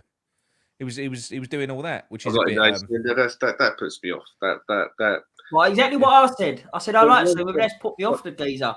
Once a player does that, like I've done the same thing with Rooney. You remember Rooney 2010 when he went to the cameras? But that's loyal support, isn't it? After the England game. Yeah. He lost me after that. I don't. What's what Nicky said? He said he's going to go. He's going to get his chauffeur-driven car home to his fucking mansion. He said all of us have come over. We're working class, spending all of our hard-earned money to come over, standing in the fucking freezing cold, watching that shit football and everything else. He made a mistake which led to the goal, which led to the mistake, which led to the goal. And he's coming over telling us how we should react and how we should support the team. With all due respect, if that's the attitude of our captain, then go fuck yourself. With all due respect, and I do like Zuma, but that's the wrong attitude, mate. Yeah, it is the wrong attitude. And it's like what he said. Look, we pay our money. If we'll clap when you give us something to fucking clap about, and that's exactly right. Yeah. I'm just going to make this point because I've remembered it now. If anyone gets annoyed at me referencing these interviews, I apologise. Please tell me. Don't be stupid. Go on, you're all right. But it's fuck's sake, Luke. Not another fucking reference. Fuck. Someone's got to be up in 5 hours. Fucking hell. Last one, I promise. Last one. Go on. Moore was saying we went to Fulham. They bought him for like 10 million, I think it was. And the owner was telling Hodgson that he was getting annoyed because he wasn't scoring the goals because he bought him to score goals. Yeah. And Hodgson said, I'm not using him like that. I'm using him as a link-up player.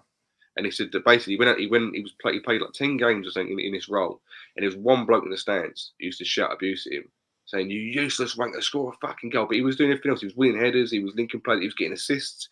And he said, after his 10 games, the corner come in, and he headed it in, and he ran over, and everyone was cheering and all that. And he looked at the one bloke who'd be giving him abuse, and went, "That's it, you fucking fat cunt. That's a goal. How'd you like that?" And everyone in the stands was like, "Oh my god!" Yeah. Like woman would look like a kid, like going like, "Oh shit, I didn't realize I just said it." But he said, but it was funny because that's how the players think. The players will go in that dressing room. The manager will tell them, you've played really well. There could be 30,000 people in the stands booing them, saying you've played a shit game. You can walk in the changing room and the manager will go, well done the job for me today. Appreciate it. Nice one. See you in training on Monday. Well, this is the other thing as well. We don't even know really what the instructions are when we get frustrated with players that don't do certain things. It's like when people used to get the ump with Antonio. I'll go back to Antonio again. He ain't doing this. He ain't making that. You don't know what he's asked to fucking do. You don't even know. We don't even know what he's in the team for. And the fact that he's in the team, Souček does fuck all. But he's obviously doing fuck all to the level that Moyes is asking him to do. He must be satisfied with what he's doing. He must be satisfied with the level of fuck allness that Souček is doing. You know, he's doing what he he's doing what he wants him to do. So we don't know the instructions that fucking bloke's giving him. We just don't know. Pretty spinning. Yeah. Pretty spinning. Yeah. No. Did you hear the interview where they asked him why he does the spinny? And he was like, because I'm free now. Because Declan Rice is gone. Fuck off, mate. Like shackles have been lifted off. Declan Rice was holding me back. For what? What shackles have you got on you, mate? You're most free as he wouldn't be any worse if he had shackles on. Declan Rice was covering your arsehole, mate. He was. He carried him for fucking 2 years. Right. Anyway, we've got 2 more left. Let's sit through them. This is Craven. Brace yourself. Hello, lads and ladettes. It's Lewis, or alias Craven. Apart from our IT systems being made by Fujitsu, do you think that was a deliberate ploy by Sullivan? Because then he can say, we didn't get any money for our Ben Rama and Fornals, so obviously we can't sign anyone now. Just a thought, you know what Sullivan's like. Also, with Cornet, what is the point? We've turned down a bid for him for Crystal Palace, and then he brings him on for 3 minutes. You may as well have just got rid of him if you're not going to play him. It's just a massive kick in the teeth for him again. Cheers, lads. Catch you soon. Cheers, Craven. And yes, like I say, he sent that this morning when Fornals and Benny hadn't been announced. And the fact of the matter is, like, it goes back to from Just George earlier on. You're forced to start thinking these things because nothing makes sense. So you start thinking to yourself, what's going on? And it wouldn't put it, but I was starting to think they've pulled the plug on that on purpose. I was starting to think that Sullivan was watching it from the stands, having a look at James Ward-Prowse on the left wing and going, no. I would have. If I was a chairman, I'd have gone fucking pull that details, pull them out, stop it. But no, that obviously wasn't the case. But yeah, moving on to Cornet. So we've spoken about Cornet already, but it is, look, what it is bad, isn't it? What you're with Cornet, I do feel sorry for the bloke. He ain't had a fair crack, really. I don't think he has. He's not. He hasn't. He's had injuries, obviously, as well, isn't he? Yeah. There's been a few times where a few players were signed. I never thought we would sign them. I think Bowen was the first one. I thought, brilliant, we're signing someone I didn't think we'd sign. Cornet was the next one, but Burnley was a brilliant player, and he came to us and played well in the Conference League, and then got the injury. Never quite. Then he was being misused when he come back. Got played as a striker for like 10 minutes in a game he should never have been put up front with. But I kind of see the point. It's another one though, and that is a very strange situation where, you know, the bloke goes AWOL. Moyes doesn't even know where he is. Fucks off to France to get some sort of specialist treatment or whatever they said he was doing. Comes back, and he clearly pissed him off. Whatever it is, just you never know really actually with Moyes. You just think he just doesn't like it. And what, you could be the nicest bloke in the world, and you could be licking David Moyes' ass in training, do everything. And if he just doesn't like you, just don't play it.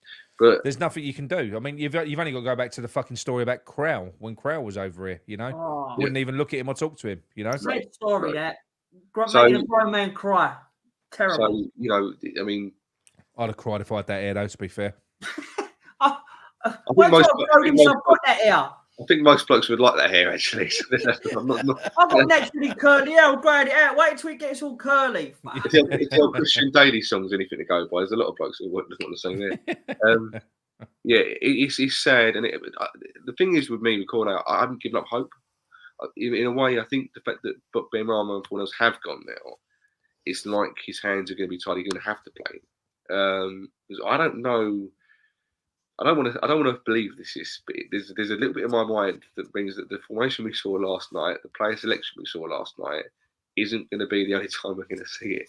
So it almost is like I play FIFA. You know, you do your formations before you start. You select your players right, and you know that if you've got certain players in your team, if you go right, the only type of width I'm going to get now is from my fullbacks.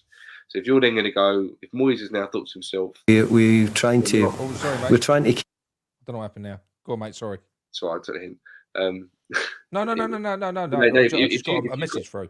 If you've got two wingers gone, and Moyes is thinking, I've only got centre midfielders now.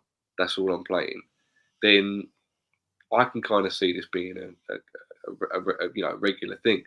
And if Cornet comes on, we all know the only position that's good for him that he plays, that he knows could be well, is left wing or right wing. So, and if he's going to keep him, this would be the most Moyes thing in the world. Is that I hope he does stay, I hope he plays, but I'm worried that Moyes ruins him by going, you're going to come in, but you're going to play in the centre, or you're going to play as a forward in here. So he might as well have sold him. I hope I'm wrong. I hope that he does somehow use him to the best of his ability, and he does play him in his best position. And as a competition in Europa League, we go further in there, and we start having more games in the Premier League, then he gets more chances. But it doesn't make. But then it doesn't make sense because this is what Moyes does. He brings on. It doesn't have to be Cornet. It could be Danny Ings. It could be Mabama. It could be anyone else. Subs don't get used realistically. Before 70 minutes, 75 minutes, 80 minutes, and so last night I wasn't even surprised. And I'm from the West Ham network. We had an Everton fan on years ago. And we asked him about that. This was when David Moyes was good. This was when David Moyes was like, when there was no reason to moan about Moyes because everything was going well. There was a lot of fans back then that didn't like him. And this Everton fan come on. And he said, I thought he was a good manager. He done this and done that. He said, but the one thing that all Everton fans, you ask him about him, he would do something out of nowhere that makes you think, what the fuck are you doing? Yeah. It could be like you're winning 2-1 at the end of the game. and he'll make a sub that just doesn't make any sense whatsoever, or he'll make a sub at a time that doesn't make any sense, or he'll make a tactical decision that doesn't make any sense. And it's like, so now, ever since he said it, at the time, even then it made sense, and now it makes sense for all the wrong reasons as well. So it does. I mean, look, you got to feel sorry for Moyes to an extent, because he does have to keep up with the Joneses, doesn't he? We're trying to keep up. We're trying to keep up with the Joneses. Keep up with the Joneses. Stay in amongst the Joneses at the top. And that's the problem. I think that's the problem. Keeping up with the Joneses. We're trying to keep up with the Joneses. Keep up with the Joneses. And that's not easy. There's a lot of them. There's a lot of them. Kenwyn Jones. Yep. Vinnie Jones. Yep. Curtis Jones. Yes, definitely. And of course Phil Jones. Absolutely. Mick Jones. Yep. Yep. Chris Jones. Pat Jones. Jordan Jones. Who's the American? Is it Kobe Jones? Yes. Catherine Zeta-Jones. Why not? Tom Jones. It's not unusual. Toby Jones. Yep. National treasure. That's for sure. Jordan Henderson. No. I don't understand that discussion. Sorry. You have to discuss without me.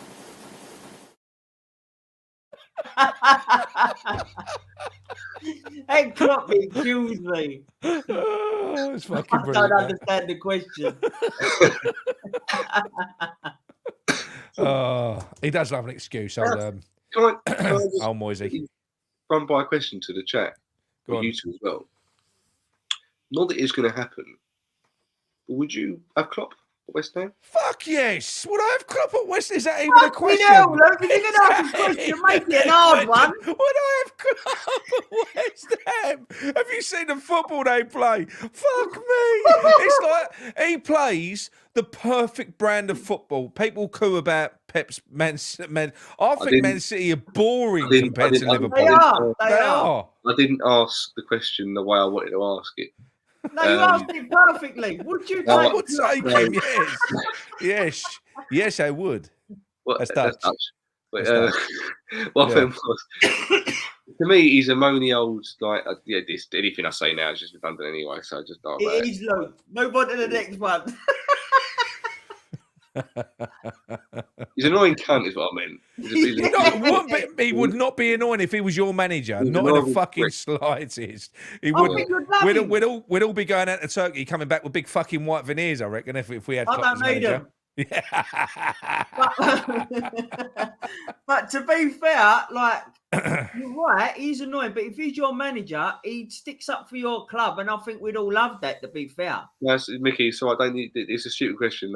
He's a completely irritating fucker to the opposition because he's a terrible loser. He's really irritating. He's really bad in defeat. He hates it, and he's really fucking annoying. But the man is. I'll tell you what he is. Right, he's the guy that can say to his crowd, I need the crowd on side. He can kind of half criticise them and say, come on, boy.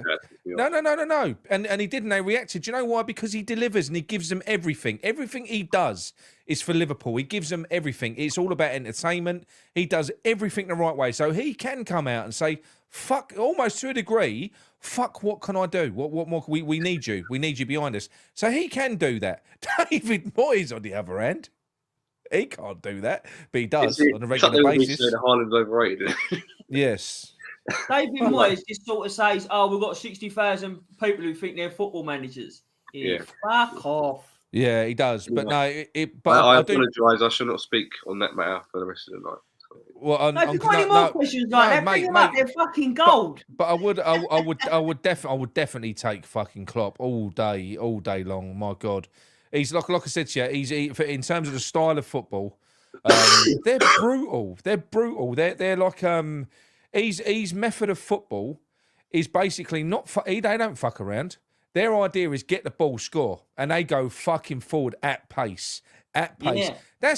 They play like the perfect counter attack. I think Liverpool do. Yeah. They on the underlap, floor. they overlap, they He's on the flood, floor. they Yeah, fucking they're everywhere. and when they're out of position, they hunt in packs. They do. He's got all the right pieces in the right places. And do you know what? He's without all them players at the minute. He's brought that fucking kid in, that Bradley. Is it right back or left back to replace Trent? And no, not Trent. Who's he replacing? Robertson. Robert. Mate. He's doing fucking brilliant. He just. When they was playing against Arsenal at half time, and when they was being outplayed by Arsenal, he brought two kids on, and they played even better in the second half. It's just fucking it's just night and day. Night and day.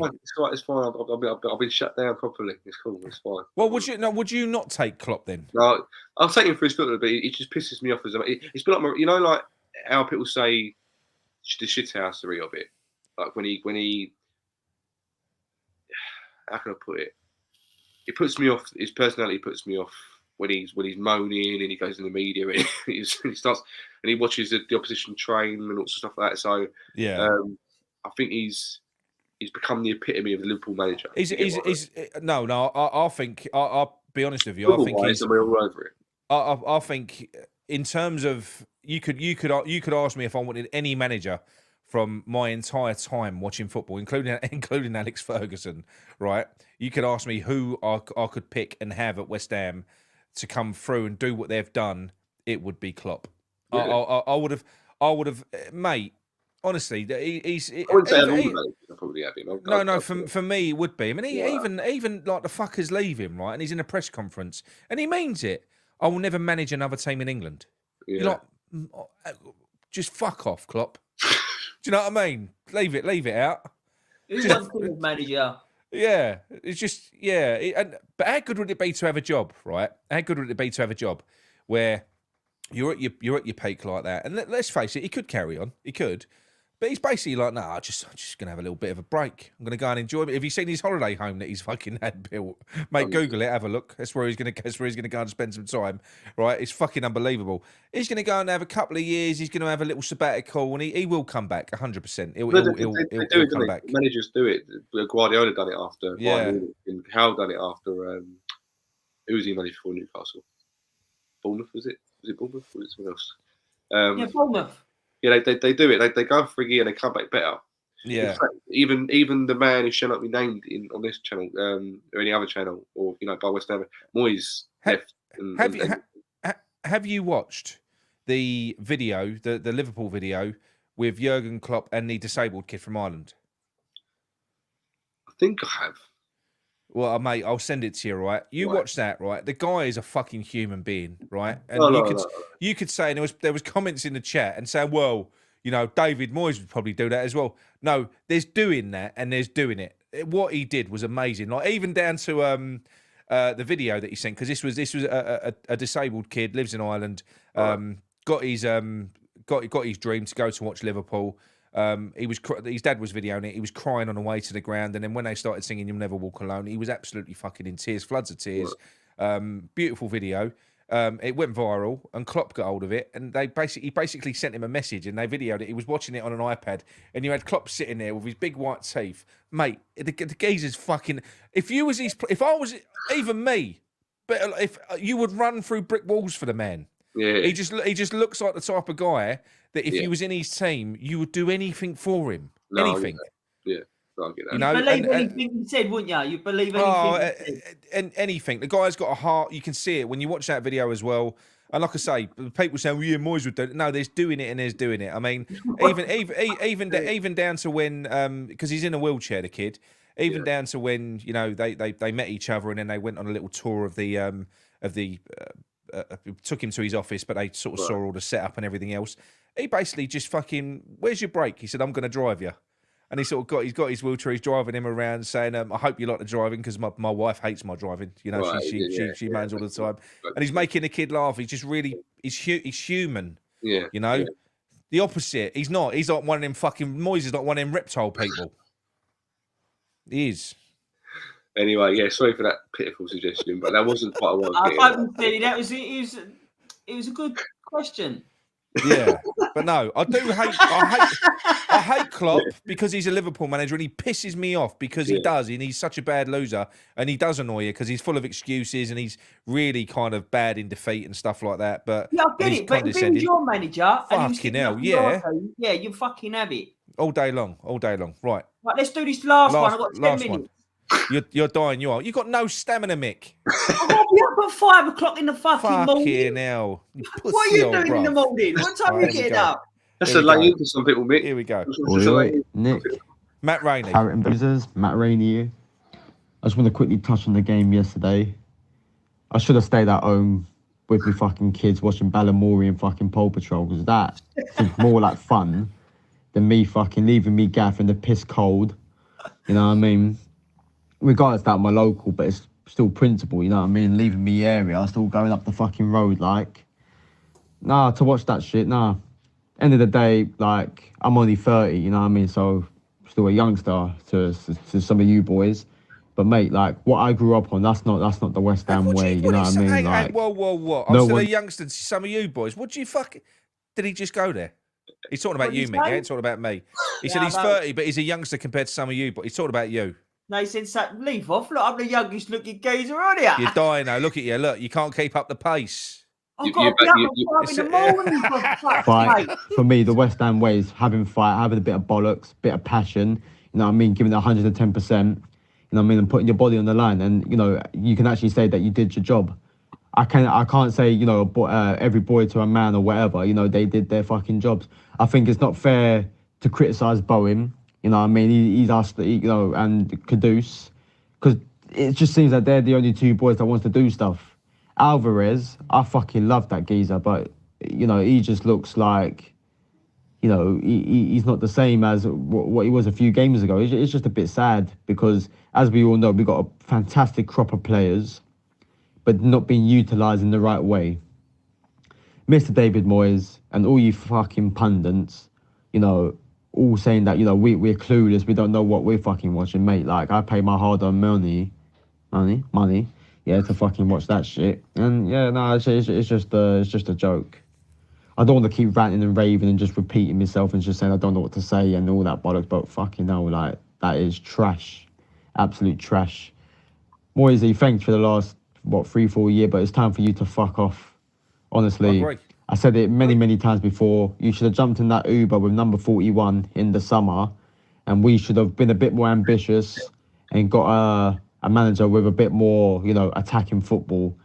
And for anyone saying, oh, yeah, you can't have it both ways. Yes, you fucking can. You can have it both ways. You just need to have a bit of ambition, find the right fucking people. We was able to find Tim.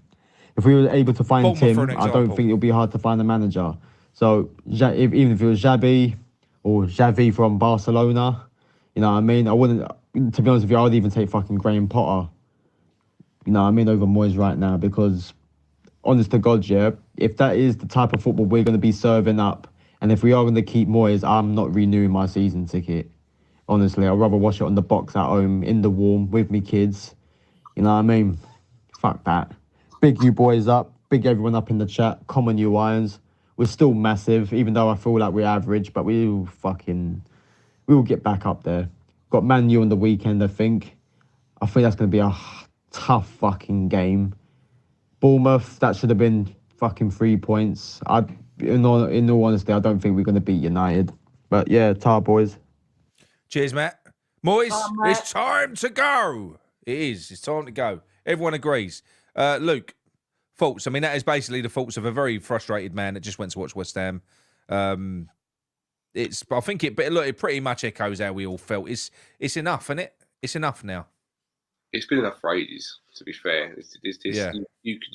These, as much as these, you know, these videos are great, and after a while you do start recycling opinions. We all do. It's all the time. I'm saying the same thing over and over again.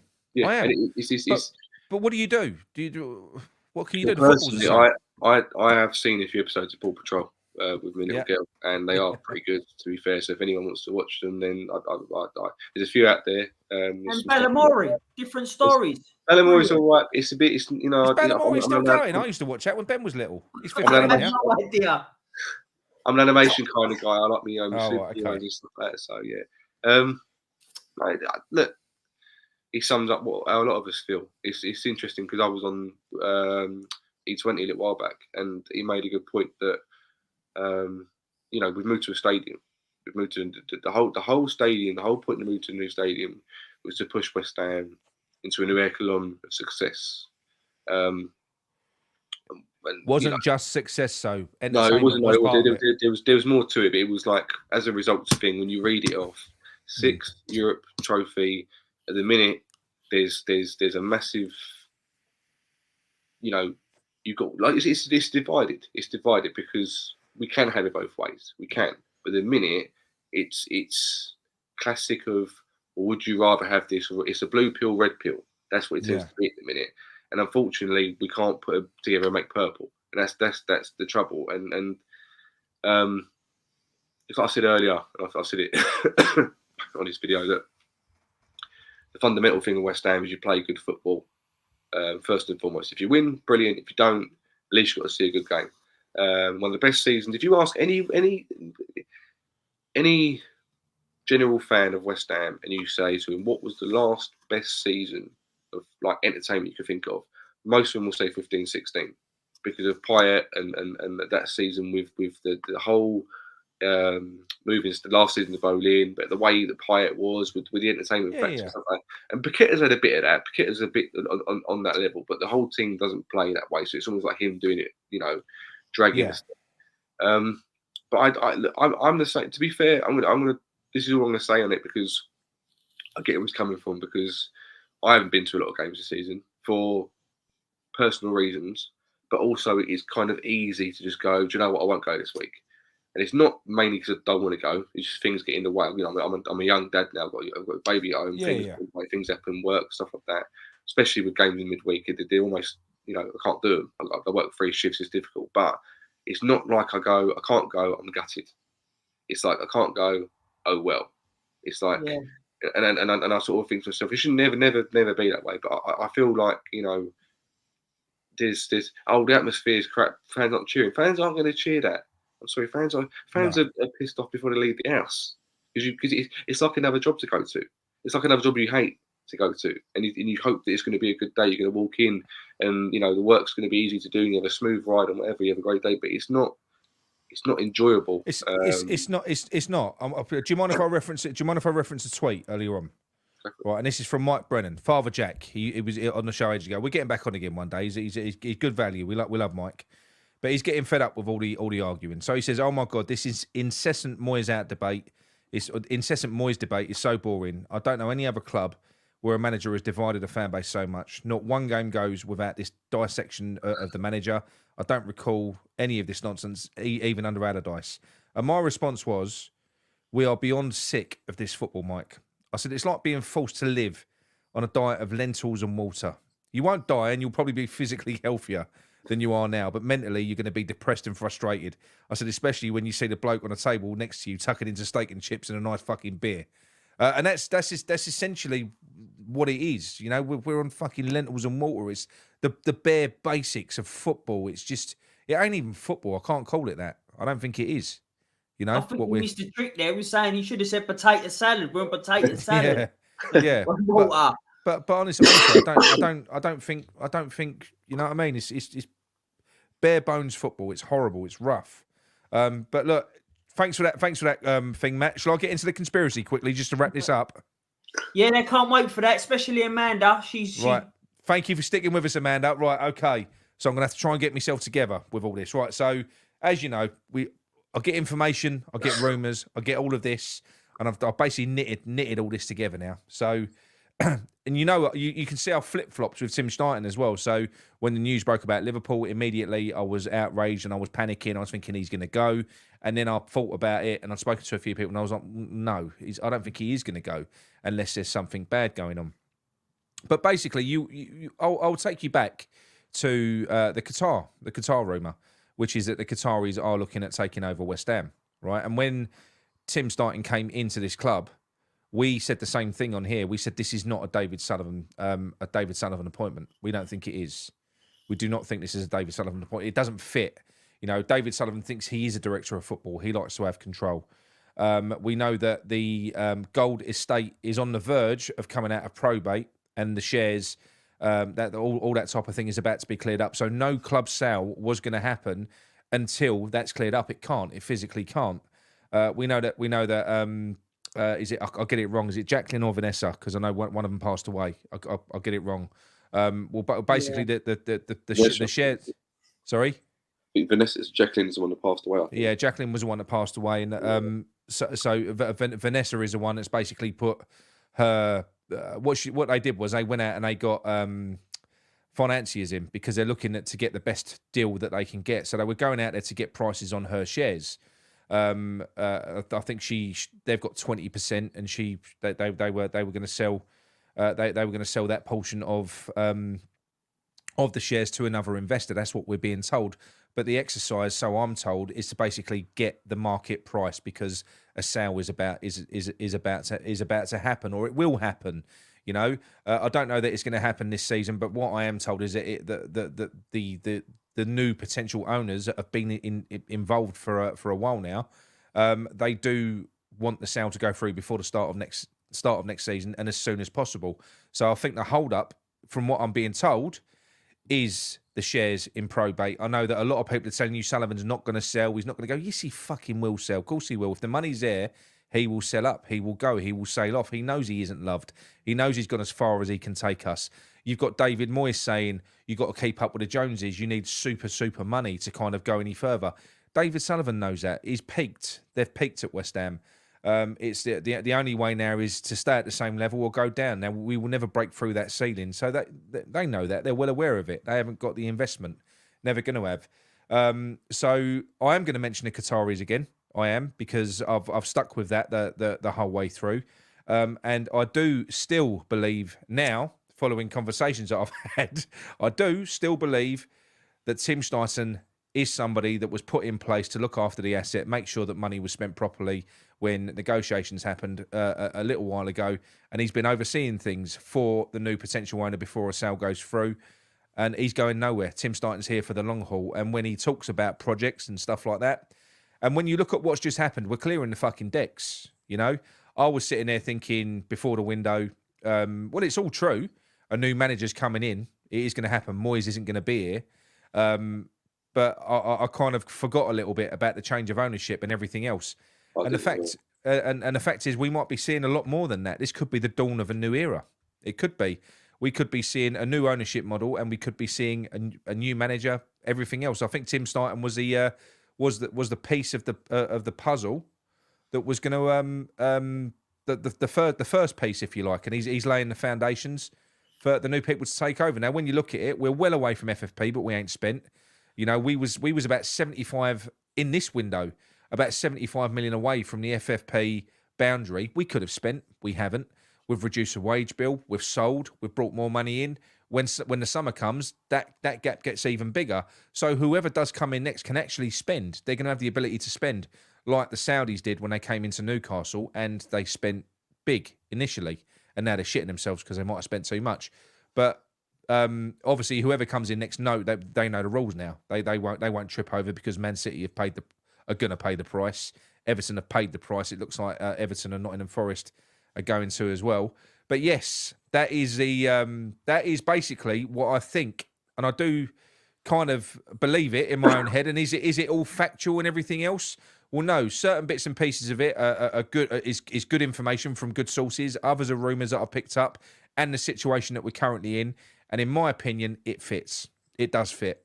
I think they're clearing the decks. Why else would they do what they've done, which is basically burn the second part of a very promising season? Why would anyone do that, really? I don't think they would, you know? And we have. I think we have burned it, you know? Almost it feels like intentionally, but we haven't. What we've done is we're getting the book straight. We're getting ready for a sale. I think that's what's happening. And if that you know, as you said, it's a conspiracy. One that I would love to happen, to be fair to you. So I'm all up for that. If that was to be the case, let's do that. Yeah, well, what about yourself, Luke? Come on, what do you think? What do you think of my mad ramblings? No, you make a good point. I don't realise if people do, because I didn't realise this until about 6 months ago, maybe a bit more than that. Qataris have got their hand in Stratford. They have Qatari DR. It's all over Stratford. I didn't realise how much they had.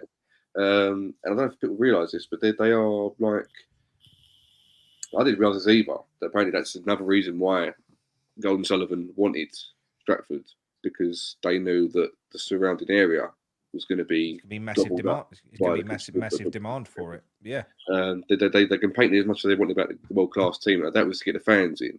But fundamentally, from a business point of view, Stratford's a gold mine. Stratford's only going to get more and more. When you walk outside the stadium, they're constantly building buildings all around. It's been a massive project since going on with the media and everything like that.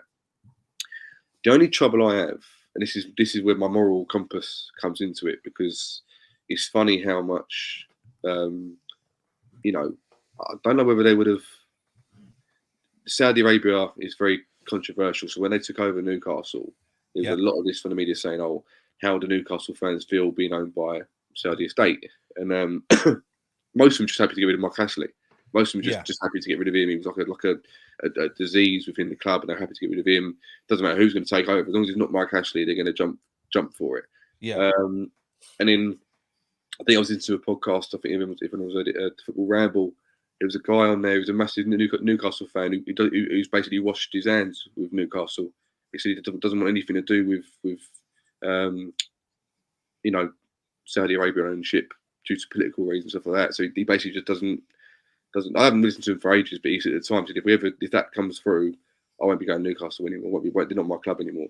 And to an extent, like I like to think that I'm political at certain points, but there's nothing I can do about it.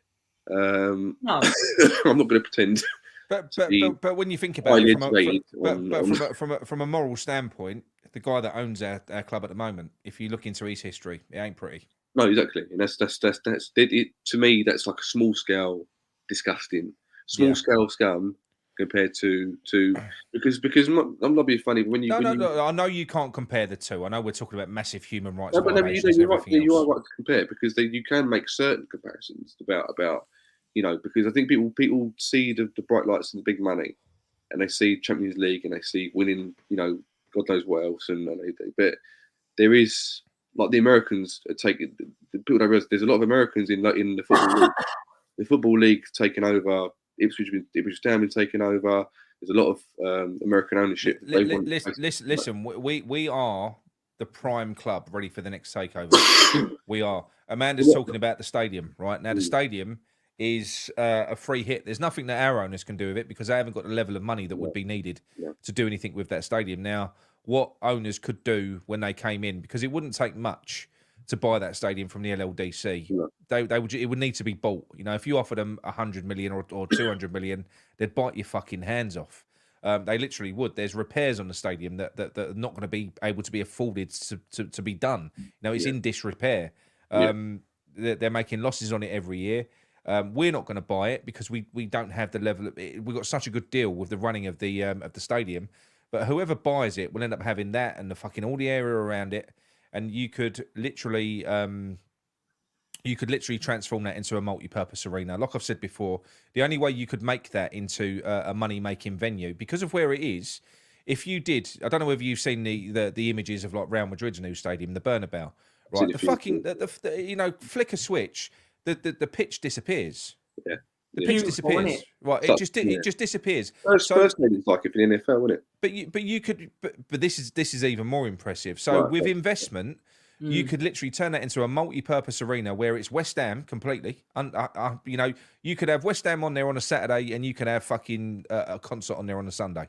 Right. You could, if it was done properly. If you done it properly. The other thing that they could do is a rumor that we spoke about before, and providing they built another stadium and it was in East London, I wouldn't care. A purpose-built football stadium, but then they buy that stadium, they knock it down, and then they've got that land is worth not millions, billions. You know, how much would a fucking 2-bedroom flat cost in that part of town? I know someone who lives there, and it's a joke. Yeah, so the land is worth an absolute fortune. So even if they bought it, knocked it down, and built us another stadium, providing it isn't, like I've said before, out in fucking Tilbury Docks. We've got to be in East London. Providing they did that, I wouldn't give a fuck. I wouldn't care. I'd like us to stay in Stratford, to be quite honest, but have a purpose-built stadium. If you look, do you know, like to the stadium, when you look to the right, you've got that fucking wasteland area where you've got the little football pitch. There's space there. You know, you could build another stadium, flatten that. It'd probably be cheaper to do it. I'm not saying anyone I totally buy all that. I'm just saying that for me, it's like there is also a part of me that as much as I don't really like the current owners, I've been against them for years, right? Yeah. There's almost like it is a moral dilemma, Luke. It is. There's a working aspect of it. Is that they haven't chucked money at West Ham. They never have. They've spent they've bought a few record signings here and there, They never flooded us every year with 100, 200 million signs like Newcastle got or Man City got. But because Man City is almost like an overnight success to a degree, not really, but to a degree, as in they were nothing. They were like us, and then suddenly they had a load of money, and now look what they are. There's a part of me. I know you can't do that. I'm being naive here. There's a part of me that sort of thinks to myself, well, the whole thing of West Ham, the whole concept of the club traditionally is a working man's club. Is that you try hard. If you get there, you get there. You don't. But you don't. I do think that's gone. No, I'm not saying it isn't. I'm not. Yeah, I'm totally unfortunately, I wish it weren't. I would rather be back where we was. I would rather be. Look, I would rather be a Bournemouth, someone like that who's kind of doing what they're doing at the moment. Kind of I would, but I think we've got to the point now. It's like a tipping point when we move to that stadium. You can't be a small club. You can't be a small club in that stadium. You know, we went there. We went there for success. To be quite honest, the fans are also culpable. We could have protested. We didn't. I know they lied to us, but we bought into. No. But I know they lied to it. I know they lied to us, but they sold us a dream. We didn't protest. So clearly, deep down, there's an element of us that wants to be the biggest club in London. We want to be. We're fed up being in the shadows of fucking Arsenal and Tottenham and Chelsea. There is a little bit of that inside a lot of West Ham fans. We didn't protest. I don't think there's any going back. You can't have any half measures at this place because this is what we've got at the moment. It's half measures. We're competing in an area of the table in the most horrific of ways. Yeah. What do you want? It is more. It is. Oh, sorry. It is a moral dilemma, and I think in the most human way possible, you can pick and choose your morals when it suits you. If you get what I mean. So it's like as much as I might be having a moral dilemma now, when they take over and a week later, I might be questioning different morals that I wasn't questioning last time, and the ones that I was questioning I might be right with. So, look, they're going to go. Like, I'm GSP out. I have been for many years. Well, Sullivan's going to go one way or the other. Yeah. So. Well, he is, isn't he? He is. Yeah.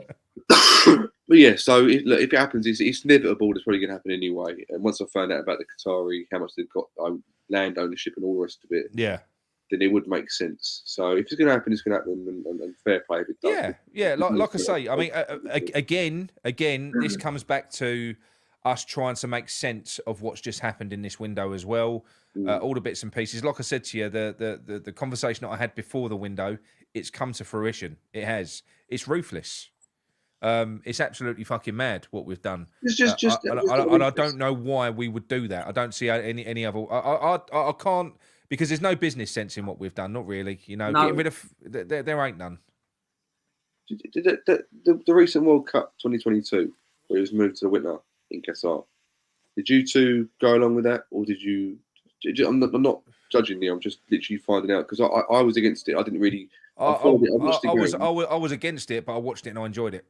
Right, fair enough. I was only but why was you against it? Why? For me, you don't move a summer tournament to a winter to accommodate for corruption. Basically, yeah, that's the only reason why. It weren't like due to moral reasons and that. I had a bit of an issue. I had a bit of an issue morally with it because you couldn't not, because we all had exposure to what had happened in the mobilisation of that fucking tournament, and it weren't pretty what happened there at all. But yeah, look. You said it already, Luke. At the end of the day, David Moyes said it. You've got to try and keep up with the Joneses. The Premier League is going that way, unfortunately. They're all coming in.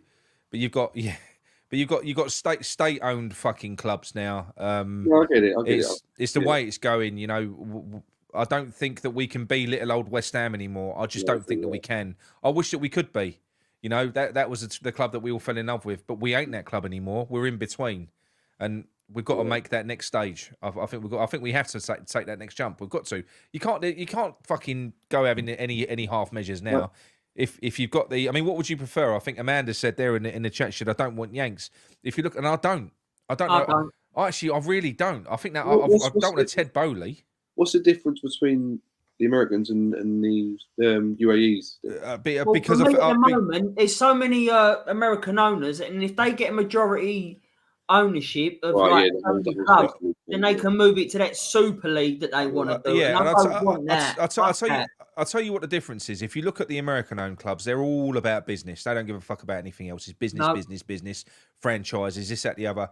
The Middle Eastern the Middle Eastern people that have bought clubs, they seem like they've done an awful lot for the club, football, and the communities around the area as well. The owners have, Man City's done a lot for the Man community. City, Newcastle are doing the same. Newcastle are doing the same.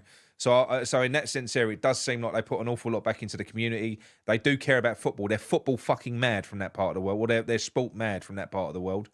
So I do think that it will always play a part. So look, is it ideal? I don't know. Probably not. It's not. The situation that we're in now ain't ideal either. No. Well, some people would say it was. That's when the arguments come in. Yeah, no, I know. But look, anyway, we've been running now for, this is the longest show ever, 3 hours and 33 minutes. Mickey is dead. Mickey is dead. So thank you everyone for sticking with us for so long. And Luke, thanks for coming back. Mate, that was good. I thank you for having me on. I apologise for being coffee. Luke's woke up. Look, he's like me. Like, he's got stamina, not like you, Mick. Look, like you fucking... Oh, I'm sorry. You should be all right tucked up in bed at 8 o'clock in the morning, you bricks. But yeah, thank you very much. I apologise. So yeah. Oh, shut up, Luke. You don't need to apologise for nothing. No, don't be silly. But I hope you all enjoyed the show, and we will see you all soon. That was a good one. Go on. What's that, Luke? So I've got to plug the network. I was normally I get invited onto a West Ham network on the Friday night, but it hasn't happened. So I've been dragged into this one. But West Ham network. Network. Invite he's getting. Right, I'll plug the network, guys. So if you want to go to another channel as well, West Ham Network's always there. But Claret Booze, I've been on it for ages. The last time I did, it was another long one because I ended up rambling and ranting all the rest of it. So yeah, Nicky, by the way, also answer WhatsApp. I'll send you loads of things on WhatsApp. I don't hear back from you, so I don't know if you've seen it or not. What's that? I'll send you things on WhatsApp and you don't look at them. Mate, I don't know whether you know, but I use my number because I'm a dickhead on this show. My WhatsApp is like it's ridiculous. Business. It's ridiculous. The amount of messages that I fucking... You ain't the only one, Luke. Don't worry about that. No, it's ridiculous. Things just get fucking lost, mate. All I'm saying is, I might have some good information one day, and you don't open it, and it goes to someone else, and whatever, you miss out. No, you're right. You're going to miss out on great questions like, would you take Klopp? Don't you listen to him, Luke. Well, anyway, look, we've got to go because Mickey's going to die. Look at the state of him. Look at the state of him. Anyway, I don't think I would go to sleep. I just think I would go work straight from here. But anyway, look, I'm going to play you out with my beautiful song. Last time I'm going to use it. It's a tragedy that we ain't signed Jota. Speak to you all soon. Come on, you ones. Who you want? When you score, you make the West Ham sings. Jota on the wings, Jota, Jota on the wings. Every time you're on the ball, we know it's gonna be a goal. A superstar from Portugal. When you score, you make the West Ham sings. Jota on the wing, Jota, Jota on the wing. Every time you're on the ball, we know it's gonna be a goal. A superstar from Portugal. Da da da da la la la la la. Da da da da dum. La da da da da da dum. La da da da. This song is available for download on Spotify and iTunes. No, it's not really. Welcome to the Sunday Night Talk Hammer Show here on Claret and Booze. Come on, you.